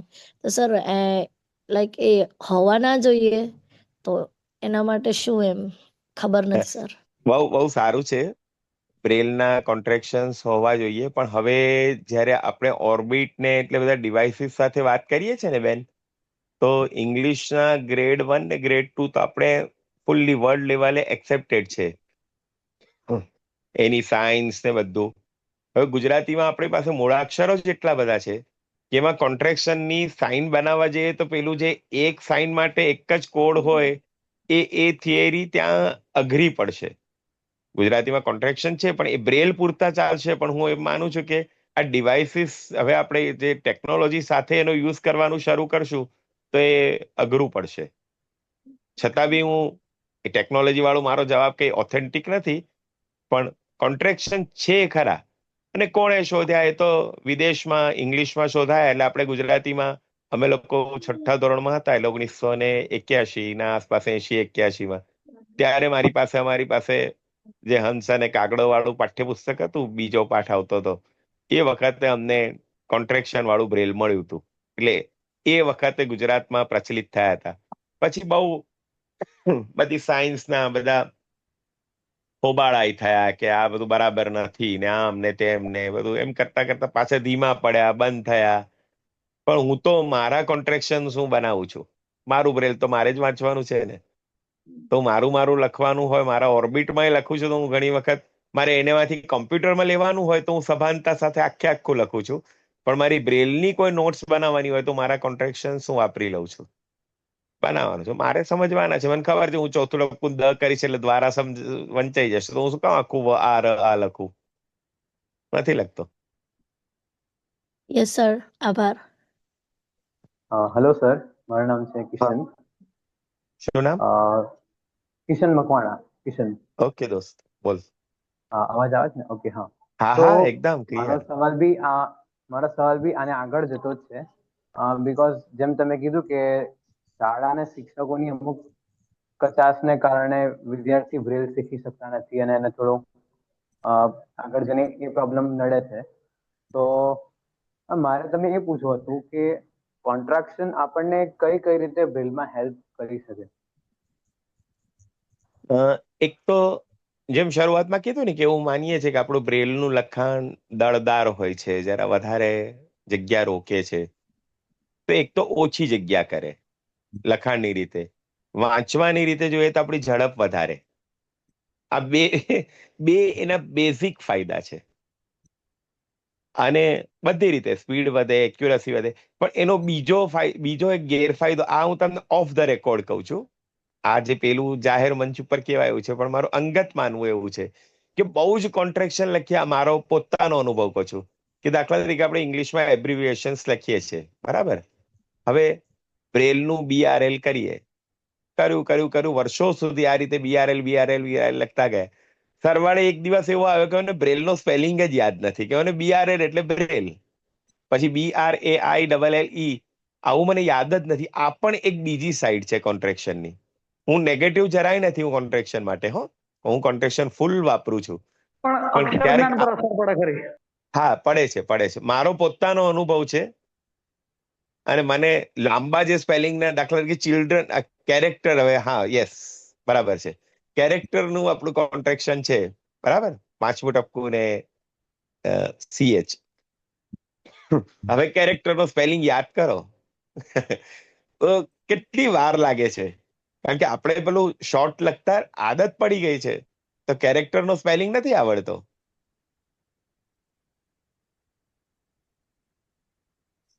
પણ દોસ્તો બહુ જ સારું છે. કરતા રહેવું જોઈએ. હા ઓફકોર્સ. આ તો એક જરા મજાકમાં કહું છું કે આની બીજી સાઈડ પર હંમેશા એવરી કોઈન હેઝ 2 સાઇડ્સ, એટલે હું એ રીતે ખાલી કહું છું. બ્રેલમાં હવે તો ક્યુબ્સ આવે છે, ખબર છે કે તમે જોયા હશે, પેલા ટપકા વાળા પણ આવે છે, શબ્દો વાળા પણ આવે છે, એવા રમતો. ચાઇલ્ડહુડમાં બહુ યુઝ કર્યા એને. હા પહેલા તો એનથી વંચાવી બી દે, કોઈક ડોનર આવે હા વાંચતા પણ આવડે તો મજા પડી જાય. મને તો આમ કોઈક વાર બસમાં, અત્યારે હવે નથી લઈ જતો, હવે મારું પેલું ઓર્બિટ આવી ગયું છે ને, એટલે મારું બસમાં લખવાનું વાંચવાનું મારું ચાલ્યા કરતું હોય છે. પણ ઓર્બિટ આવ્યું છે તો કોઈક વાર ભરોસો રાખ્યા વગર મારી સ્લેટ ને પેન ને એક કાગળ મારી પાસે બેગમાં હોય જ, એક જ કાગળ રાખું છું. પહેલા થપ્પા રાખતો હતો, એક કાગળ રેવા દો કે કોઈક વાર કામ લાગે, પણ કામ પડતું જ નથી. મારું ઓર્બિટ, મારી પાસે 2 ઓર્બિટ છે હમણાં તો, એટલે અને કદાચ ત્રીજું ખબર ઓર્બિટની તો વાત જ થાય એમ નથી. હું જયારે કોલેજમાં પ્રોફેસર, તમે કીધું ને એવી રીતે, હું બી રાજપીપળામાં નોકરી કરતી હતી, ત્યારે હું બી અટેન્ડન્સ ને એવું બધું ઓર્બિટમાં જ કરતી હતી. મજા આવે. શું નામ આપનું? સર સામ્રાજ્ઞી. અચ્છા સામ્રાજ્ઞી, ઓકે. અવાજ પાછો બદલાઈ. અવાજ એટલે ઓર્બિટ તો ઓર્બિટ છે, આમ મિરેકલ છે એકદમ. બિલકુલ. અને સર હું જયારે આઈટી કરતી હતી ને, ત્યારે તો મને કાન, મતલબ માથું દુખવા લાગે એકદમ કાનમાં હેડફોન નાખીને, તો હું બ્લુટૂથ થી કમ્પ્યુટરમાં અથવા મોબાઈલમાં કનેક્ટ કરીને એવી યસ, રીતે વાંચી. મારી પણ આ લિમિટેશન છે, બેને કીધું એવી, કે હું એકદમ વધારે હેન્ડ ફ્રી થી હું નથી મને આમ સાંભળવાની ઓડિયો બુક્સ હું સાંભળું, પણ હું મારા રૂમમાં બેઠો બેઠો મોબાઈલ થી સાંભળ્યા કરું. પણ હેન્ડ ફ્રી કે એ બધાથી તો મને પણ પછી એક હદ આવે છે. એટલે એક રૂમમાં 10 જણા હોય ને સાહેબ, એટલે પછી કમ્પ્યુટર નો બધાનો અવાજ નડે, એટલે પછી ઓર્બિટ કનેક્ટ કરીને પછી એવી રીતે અમે ભણાવીએ. અને ઓર્બિટ થી તો હું ગજબ નું, મને આમ મારા કમ્પ્યુટર, મારા પેપર સેટ કરવાના, મારું લખવાનું, વાંચવાનું, એક હમણાં સ્પર્ધામાં નિર્ણાયક તરીકે બેસાડે તો હું ફટાફટ, કોઈ દિવસ હવે નિર્ણાયક ને આપણે શું કરીએ જનરલી, નિર્ણાયક તરીકે બેસાડે એટલે બાજુમાં પેલા સાઇટેડ ને લખવાનું કહી દઈએ, તો માર્ક્સ લખજો. હું બંધ જ કરી દીધું. મેં કીધું તમારે આ ફોર્મ પૂરું કરવાનું હોય, હું કહેશો તો લખાવીશ, બાકી હું મારું કરી લઈશ. દૂર બેસાડો, મને કઈ જરૂર નથી. પેલું કાનમાં કોણ, ધીમેથી કોણ, એને આપણે કીધું એને લખ્યું જશે કે કેમ, આ બધો ડાઉટ ઉભા કરવા જરૂર જ નથી. પતી ગયું. એકદમ ફ્રી, ઇન્ડિપેન્ડન્ટલી. બાકી બીજા કોઈક નાના મિત્રો, આ પ્રિન્સના કે એના આસપાસની એજના લોકો, કંઈક પૂછવું છે? સર મારો એક ક્વેશ્ચન છે. કોણ? ફાલ્ગુની, સુરત. અરે આ તો બધા બ્રેલના સમર્થકો છે. બોલો. સર મારો ક્વેશ્ચન, હું કેટલી રાઈટ છું, રોંગ છું, આઈ ડોન્ટ નો, મને ગાઈડ કરજો પ્લીઝ સર. પણ આ કેટલા વખતથી મારા મનમાં આ વિચારો ચાલ્યા કરે છે, આપની સમક્ષ રજૂ કરું છું આજે. આપને એવું બધું નહીં કે ફાલ્ગુની, કેટલો નાનો છું હું તો. અરે હા, ભૂલી ગઈ સર. બોલ. જેમ હોમિયાર સર ટેકનોલોજીનો જે રીતે એ કરે છે, બરાબર, એ રીતે સર આપણે પણ એક ગુજરાતમાં ટીમ બનાવીએ અને ટીમ વર્ક કરીએ, અને બધી સંસ્થામાં જેમ સર પ્રોજેક્ટ કરે છે કમ્પ્યુટર માટે બુક શેરનો, તો સર આપણે ના કરી શકીએ આવું કંઈક અવેરનેસ કરીએ ચોક્કસ. આપણે સર અને કોઈનું નામ ટીમમાં કનેક્ટ કરી ફાલ્ગુની અમે સોરી, પોતે પણ તું તો મારી બેન છું નાની, પણ કોઈનું નામ નહીં લેવાનું બેટા આવા પ્લેટફોર્મ પર. કોઈ ના પ્રચાર કરે એટલે છે. સર એમનો તો એક સારો જ પ્રયાસ છે ને. હા બસ બસ આપણે ટેકનોલોજી બાબતે પ્રયાસ છે, આપણે બ્રેલમાં પ્રયાસ કરીએ એમ. હા ચોક્કસ ડન, હા હું તો તૈયાર. એટલે સર ટેકનોલોજી પણ આજના જમાનામાં મોડર્ન જમાનામાં ટેકનોલોજી પણ ના શીખવી હું તો એટલી જ હંમેશા એમ કહું છું, હું તો એકલો બ્રેલ શું કામ, હું તો બ્રેલ અને ટેકનોલોજીને સાથે હા રાખીને હા પ્રચાર શીખવાડો બસ. હા સર, એટલે એમનો આ તરફી પ્રયાસ છે, આપણે હા બ્રેલ સાથે પ્રયાસ કરીએ એમ. હા ચોક્કસ ડન ડન. ક્યારથી શરૂ કરો છો આ? સુરત આવી જાઓ. અરે આવી જાવ સર, મોસ્ટ વેલકમ. સારું જલેબી સારું. ખવડાવી દઈશું. હા બસ ગળ્યું ખવડાવો એટલે ચિંતા નહીં. અને સર બીજો એક હેલો સર, ક્વેશ્ચન છે સુનિલ વાત ઓર્બિટ કરું હા છું. રિલેટેડ. બોલો બોલો, પ્રશ્ન બોલો. ઓકે.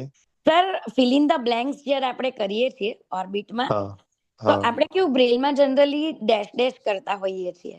હા તો મેં એક બુકમાં જોયું હતું ને, દેરાદૂનની બુક છે મારી પાસે, તેમાં 2 ડેશ કરો ને તો 1 ડેશ સાઇટેડમાં આવતી હોય છે.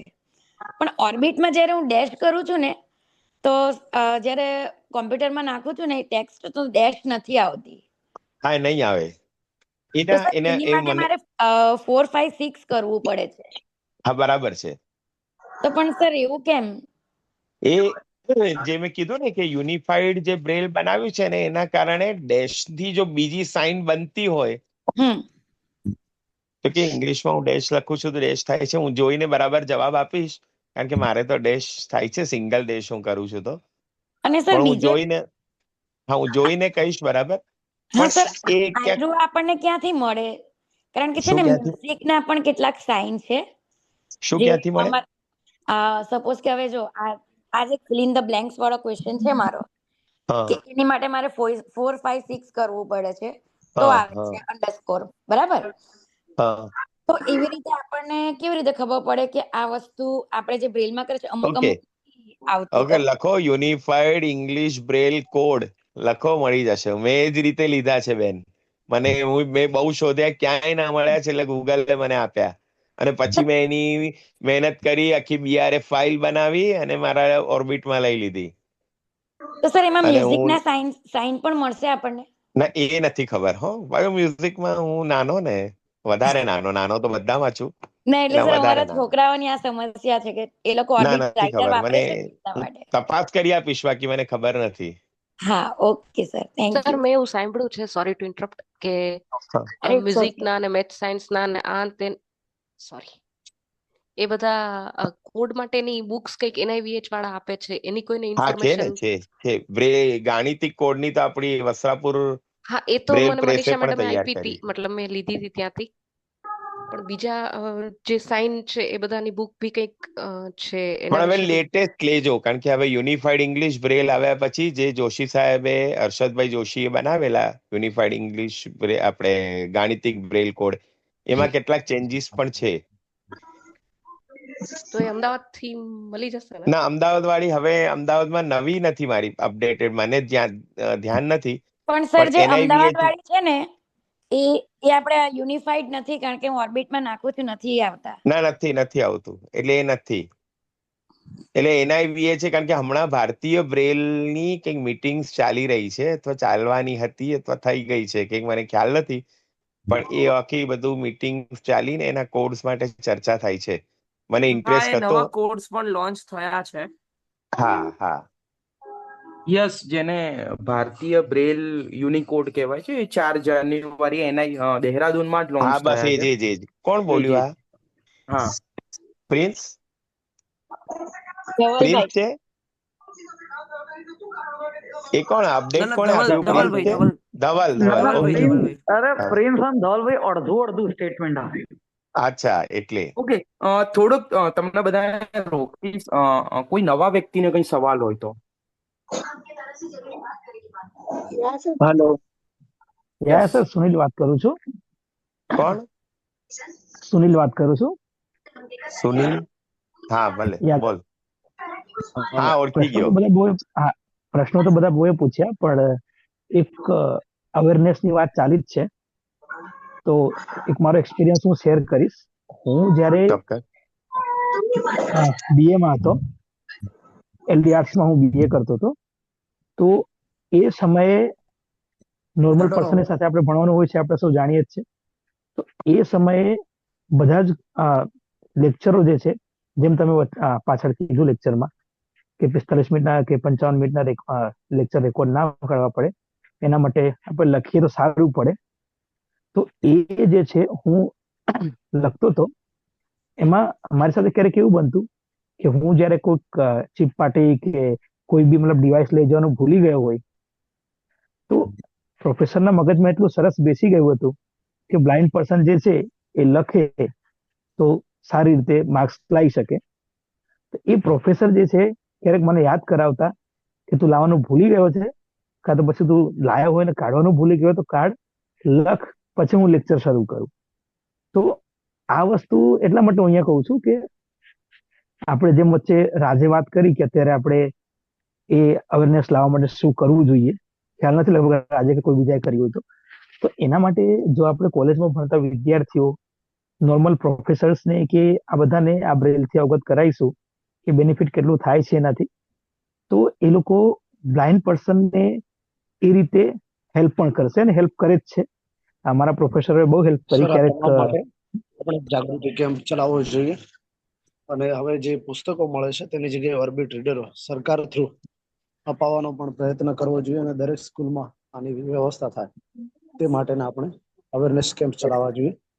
જે રીતે સરકારે સ્માર્ટફોનની વ્યવસ્થાઓ કરાવી હતી લગભગ 2017 આજુબાજુ, તો એવી જ રીતે સાથે સાથે આપણે પણ ઓર્બિટ રીડરની અવેરનેસ ચલાવી અને બ્રેલનું મહત્વ ફરીથી જાગૃત કરી શકીએ છીએ.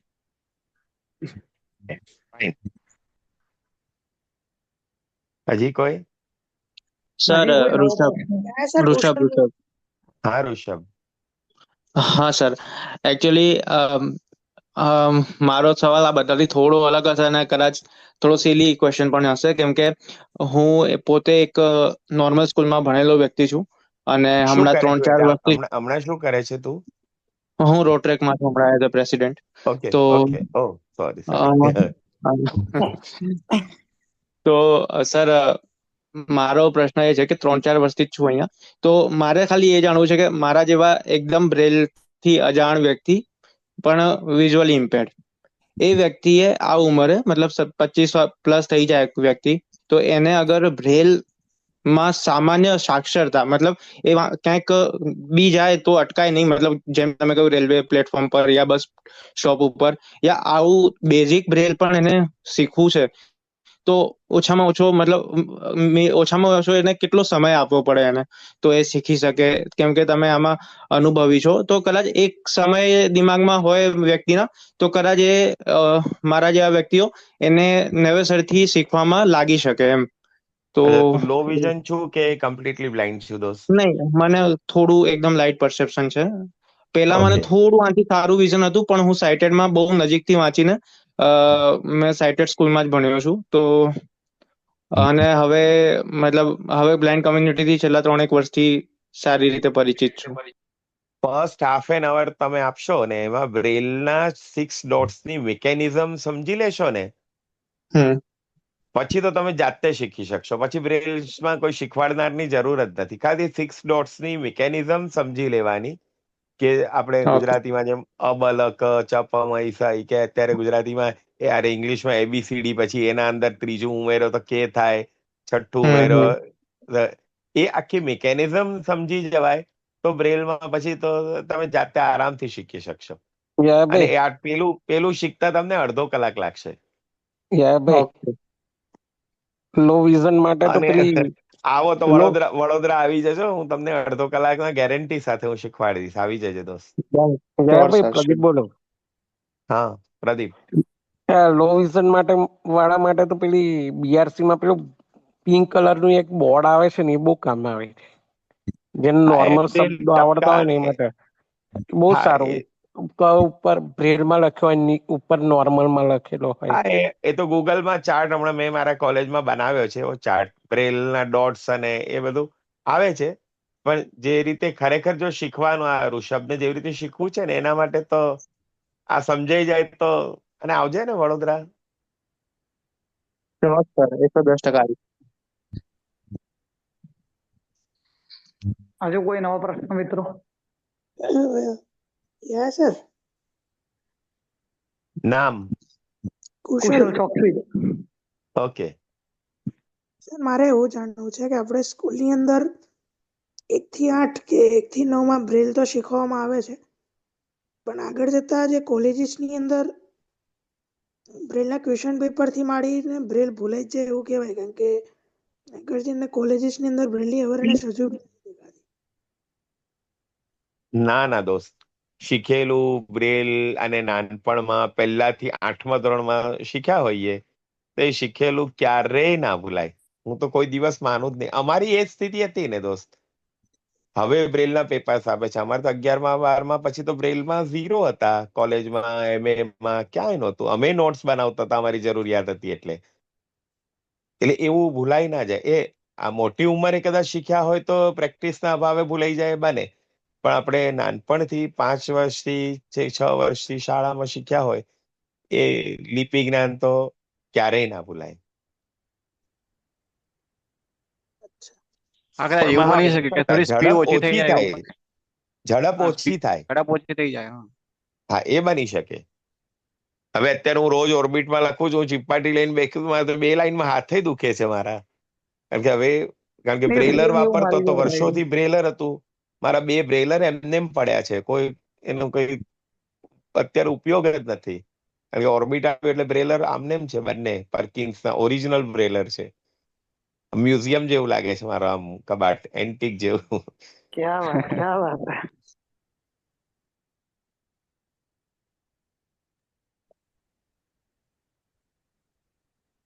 હજુ કોઈ મારે જોવો છે. તો મને રસ્તો ખરો મારે જોવા છે. તો મારે મ્યુઝિયમ જોવું છે. મારે મ્યુઝિયમ જ જોવું છે બ્રેલર નું.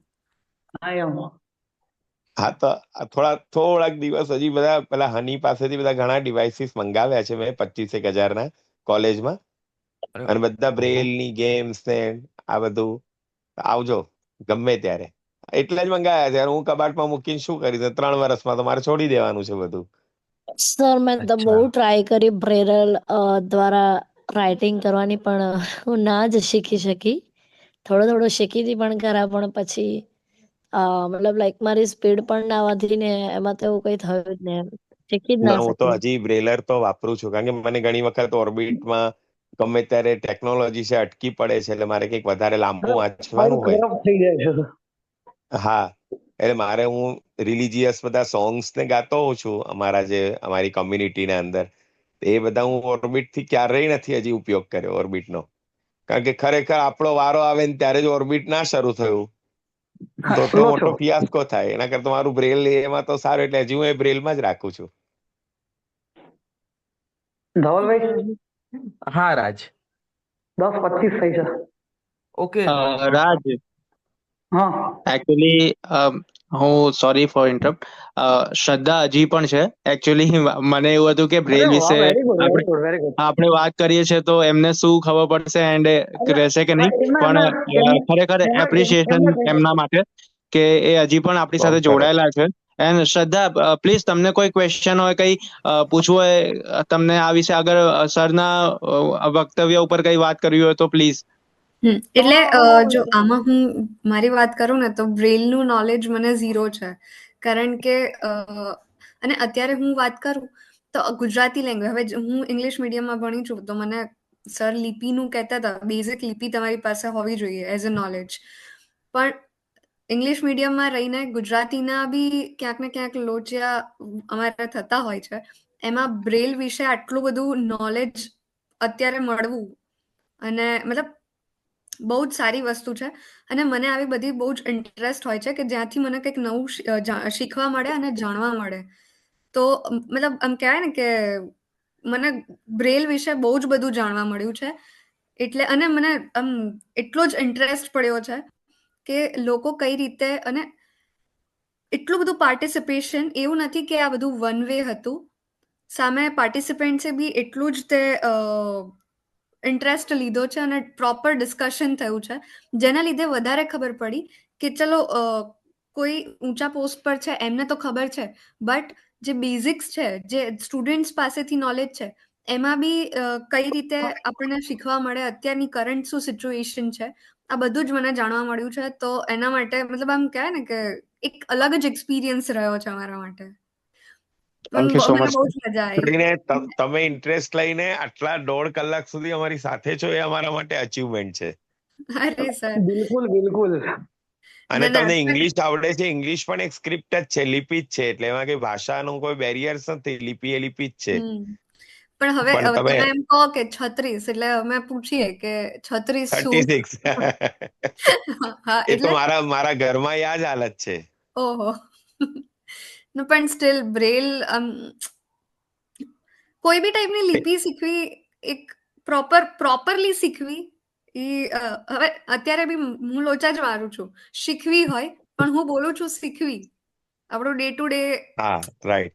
હા, એટલે બ્રેલનું આટલું બધું નોલેજ મળવું, અને સર તમારું નોલેજ તો આમ કહે ને કે બહુ જ મસ્ત હતું, બહુ જ જાણવા મળ્યું છે મને. એટલે પહેલી વખત મને જાણવા મળ્યું, સ્ટીલ મને એટલો ઇન્ટરેસ્ટ પડ્યો છે. સો હાઈલી એપ્રિશિએટ કરવા માંગુ છું તમારા નોલેજને. Thank you. એવું કઈ નથી. આ તો આ બધા સહન કરે છે એટલે, બાકી કઈ નથી. કૃપા છે તમારી.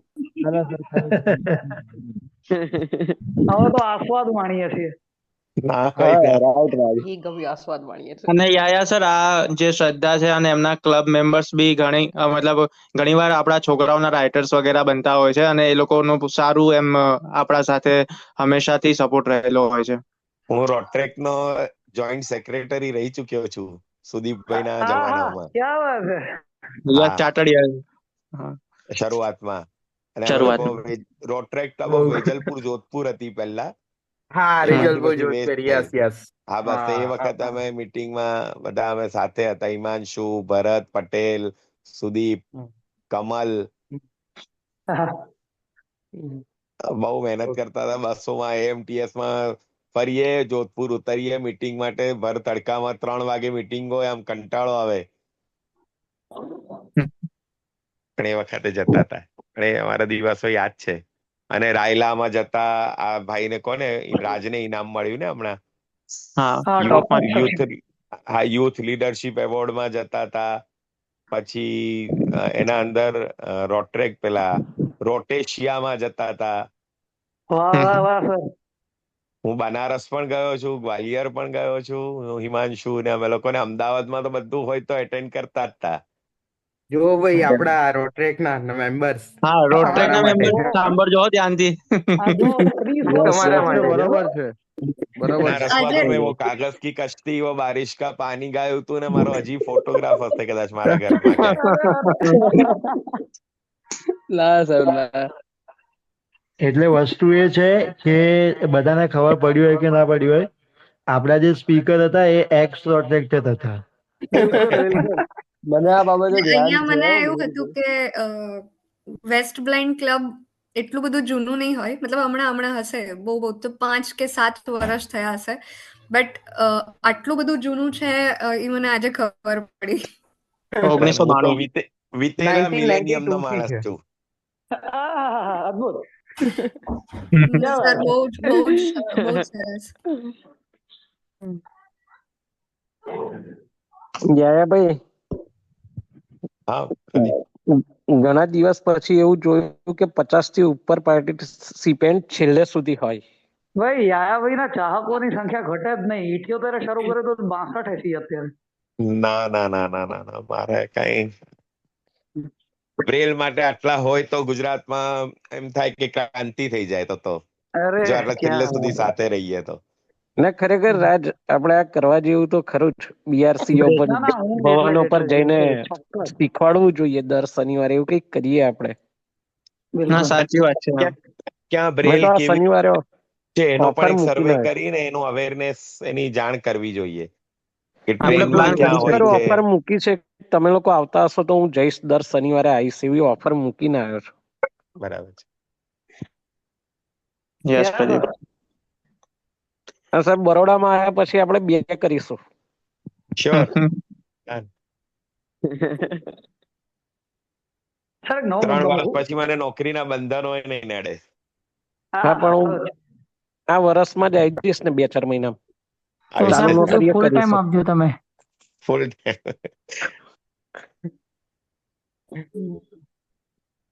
બોલ રાજ. કોઈના કઈ સવાલ હવે હોય તો, નકર આપણે હવે ના ક્લોઝિંગ મને મૂકી તરફ દેવા જઈએ. છેલ્લે પર.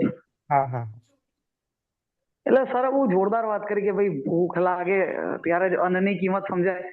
તો એવો કેટલોક અનુભવ મારો એ ખરો કે ભાઈ 11-12 માં તો બ્રેલ લખવા વાંચવાનું ઘણું ઓછું થઈ ગયેલું, પણ કોલેજમાં આવ્યા એટલે પછી બહુ લાંબુ રેકોર્ડિંગ થાય ને સંભળાય એવી પરિસ્થિતિ નહીં, એટલે ફાઇલ પાર્ટીથી શરૂ કર્યું ને અત્યારે દરેક લેક્ચર્સની નોટ ઓર્બિટમાં લઉં છું, એટલે એનો અદ્ભુત આનંદ છે પાછો. તો મારો મૂળ પ્રશ્ન એવો છે કે આમ તો યા સરે 86 ની વાત કરી કે ભાઈ 100 માર્ક્સનું બ્રેલ લેખન વાંચનનું પેપર આવે અને જો એ ક્રેક ના કરો તો ફેલ ગણાવ. તો હાલના સમયમાં ચલો એ પેપર આવે ને આવે તો ઠીક છે, પણ ફરીથી શાળા કોલેજ અને કોમ્પિટિટિવ એક્ઝામ્સના સ્તર પર બ્રેલ પેપર આવવા જોઈએ, ક્વેશ્ચન પેપર આવવા જોઈએ, અને એની સંભાવનાઓ કેટલી? પૂરેપૂરી આવે જ છે. માધ્યમિક શિક્ષણ બોર્ડ 10મા 12મામાં આવે છે, યુજીસી નેટમાં આવે છે, સેન્ટ્રલ ગવર્મેન્ટ તો અમારા ઘણું હાથમાં તો એવું બધું. કઈ આવ્યું નહીં યાર. ના આવે છે. મેં જોયા છે ને મારી પાસે તો અમારમાં રાત્રે નતું આવ્યું, 2024માં નતું આવ્યું. સર અમે 10માની માર્કેશ બોલું, અમે 10માની એક્ઝામ આપી ત્યારે અમને મળ્યું હતું. અમારાથી સ્ટાર્ટ થયા હતા જયારે અમારે 10મું હતું ને ત્યારથી. અને યુજીસી નેટમાં પણ, કારણ કે આપણે આમાં શું એકનો એક પ્રશ્ન ઘડી રાઇટર પાસે વંચાવ કરીએ તો ઘણીવાર કોમ્પ્રિહેન્શન ના અંદર તો લોચા જ પડતા હોય જનરલી. પછી છેલ્લે એક સ્ટેજ એવું આવી જાય કે ભાઈ હવે છોડી દઈએ. એના કરતા બ્રેલમાં પેપર હોય તો એટલીસ્ટ 10 વાર આપણે મનમાં તો વાંચી લઈએ. ના સાચી વાત. ના તો અને તો બધા વાંચવું યુજીસી ના પડે. પેપર હજુ સુધી સાચવેલા છે. સર એમાં એક મેં મતલબ હું જ્યારે 10th 12thમાં હતી ત્યારે આ ઓપ્શન હતું બ્રેલ વાળું. સર હું ઝીલ પહેલા તો સર ત્યારે એવું ઓપ્શન અમને આપવામાં આવ્યું હતું, કાં તો તમે બ્રેલ પેપર જ લઈ શકો, કાં તો તમે જે સાઇટેડ પેપર છે એ જ લઈ શકો. ના એવું નથી. ક્વેશ્ચન પેપર તમને બંને આપે છે, મને જ્યાં સુધી ખબર છે ત્યાં સુધી. એટલે સર મેં પણ એવું ડિસાઈડ કર્યું હતું તે વખતે કે મને બ્રેલ પેપર લેવું છે એમ. તો ત્યારે અમને એવું કહેવામાં આવ્યું હતું કે કાં તો તમે બ્રેલ પેપર લઈ શકો, કાં તો તમે સાઇટેડ પેપર લઈ શકો. ના એવું નથી. એટલે મને જ્યાં સુધી, એટલે જોઈ લઈશ, હું પણ તપાસ કરી લઈશ, પણ બંને આપે છે. પેલું તો મળે જ, રાઇટર તો વાંચતો જ હોય, પણ આપણને બ્રેલમાં એક્સ્ટ્રા મળે. હા સર, કેમ કે એ સારું પડે, કેમ કે જેમ કે ઇંગ્લિશ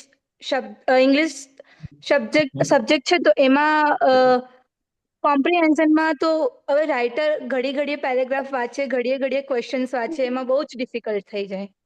ના 99% તો હું સાચો છું, આમ જ છે. બેવે આપે છે. કારણ કે એટલે સર તો મેં આ હું રીતે આયશા, અને મારે તો 10thમાં એવું હતું કે ક્વેશ્ચન પેપર અને લાઈક નોર્મલ જે સાઇટેડનું પેપર હોય ને બંને આપવામાં આવ્યા હતા 2019માં.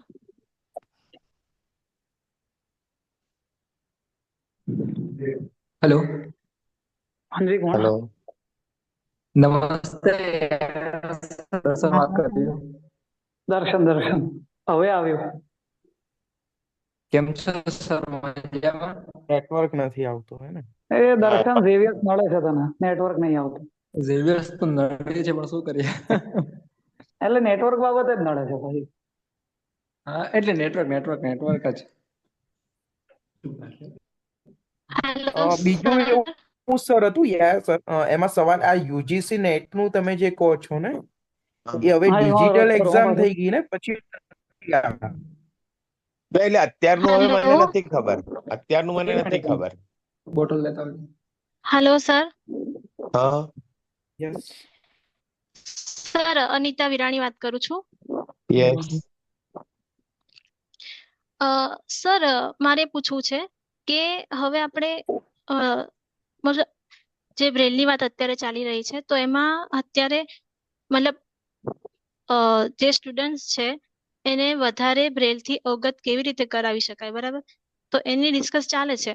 તો મારું એક વાત એક એવી છે કે મોસ્ટ ઓફ જેટલી પણ બ્લાઇન્ડ સ્કૂલ્સ છે એમાં અત્યારે જે એક્ઝામ્સ લેવાય છે એ MCQ બેઝ પર લેવાય છે. હાલો. ના બરાબર સંભળાય છે. હા તો સર હવે ક્વેશ્ચન મારો એ છે કે જો કોઈ બ્લાઇન્ડ વ્યક્તિ છે, સ્ટુડન્ટ છે, તો એ કમસે કમ આપણે લાંબા આન્સરની તો વાત હજી કરતા જ નથી, પણ હવે સજેશન આપણે એ લોકોને એવું આપીએ કે તમે લોકો જ્યારે આન્સર લખો છો, જેમ કે ABCD છે, તો આપણે જ્યારે આન્સર લખીએ ત્યારે જેમ કે આન્સર નંબર 1 એમાં A બરાબર, તો એમાં ANS કરી અને 1 કરી અને એ લખવાનું કહીએ છીએ તો પણ સ્ટુડન્ટ્સ એક્સક્યુઝ કરે છે કે આટલું લાંબુ અમે ક્યારે લખીએ ને ક્યારે પેપર પૂરું થાય. તો આના માટે વધારે શું કરી શકાય એમ, કેમ કે સ્કૂલના ટીચર્સ પણ આ માટે કહેતા હોય છે કે ભાઈ લખવા દો ને, જેમ લખે એમ ખાલી આન્સર જ જોઈએ છે ને આપણે તો સ્કૂલના ટીચર્સ જો આ રીતે એ લોકોને પ્રોત્સાહિત કરતા હોય તો સ્ટુડન્ટ્સ તો મતલબ બ્રેલથી તો દૂર જ રહેવાના ને. Charity begins from home. મારાથી શરૂઆત કરવી પડે, કારણ કે સિસ્ટમને કે ટીચરને કે સુધારવાનું અત્યારે આપણી પાસે એવો કોઈ નથી, પણ બ્રેલ એ મારી જરૂરિયાત છે. મારે મારો રસ્તો, મારા પ્રોબ્લેમનું સોલ્યુશન મારે કાઢવાનું છે. જો આટલું બધા વિદ્યાર્થી આપણે અત્યારે 40-50 જેટલા જોડાયા છે, આટલું વિચારીએ તો ઇનફ છે. આમાં કઈ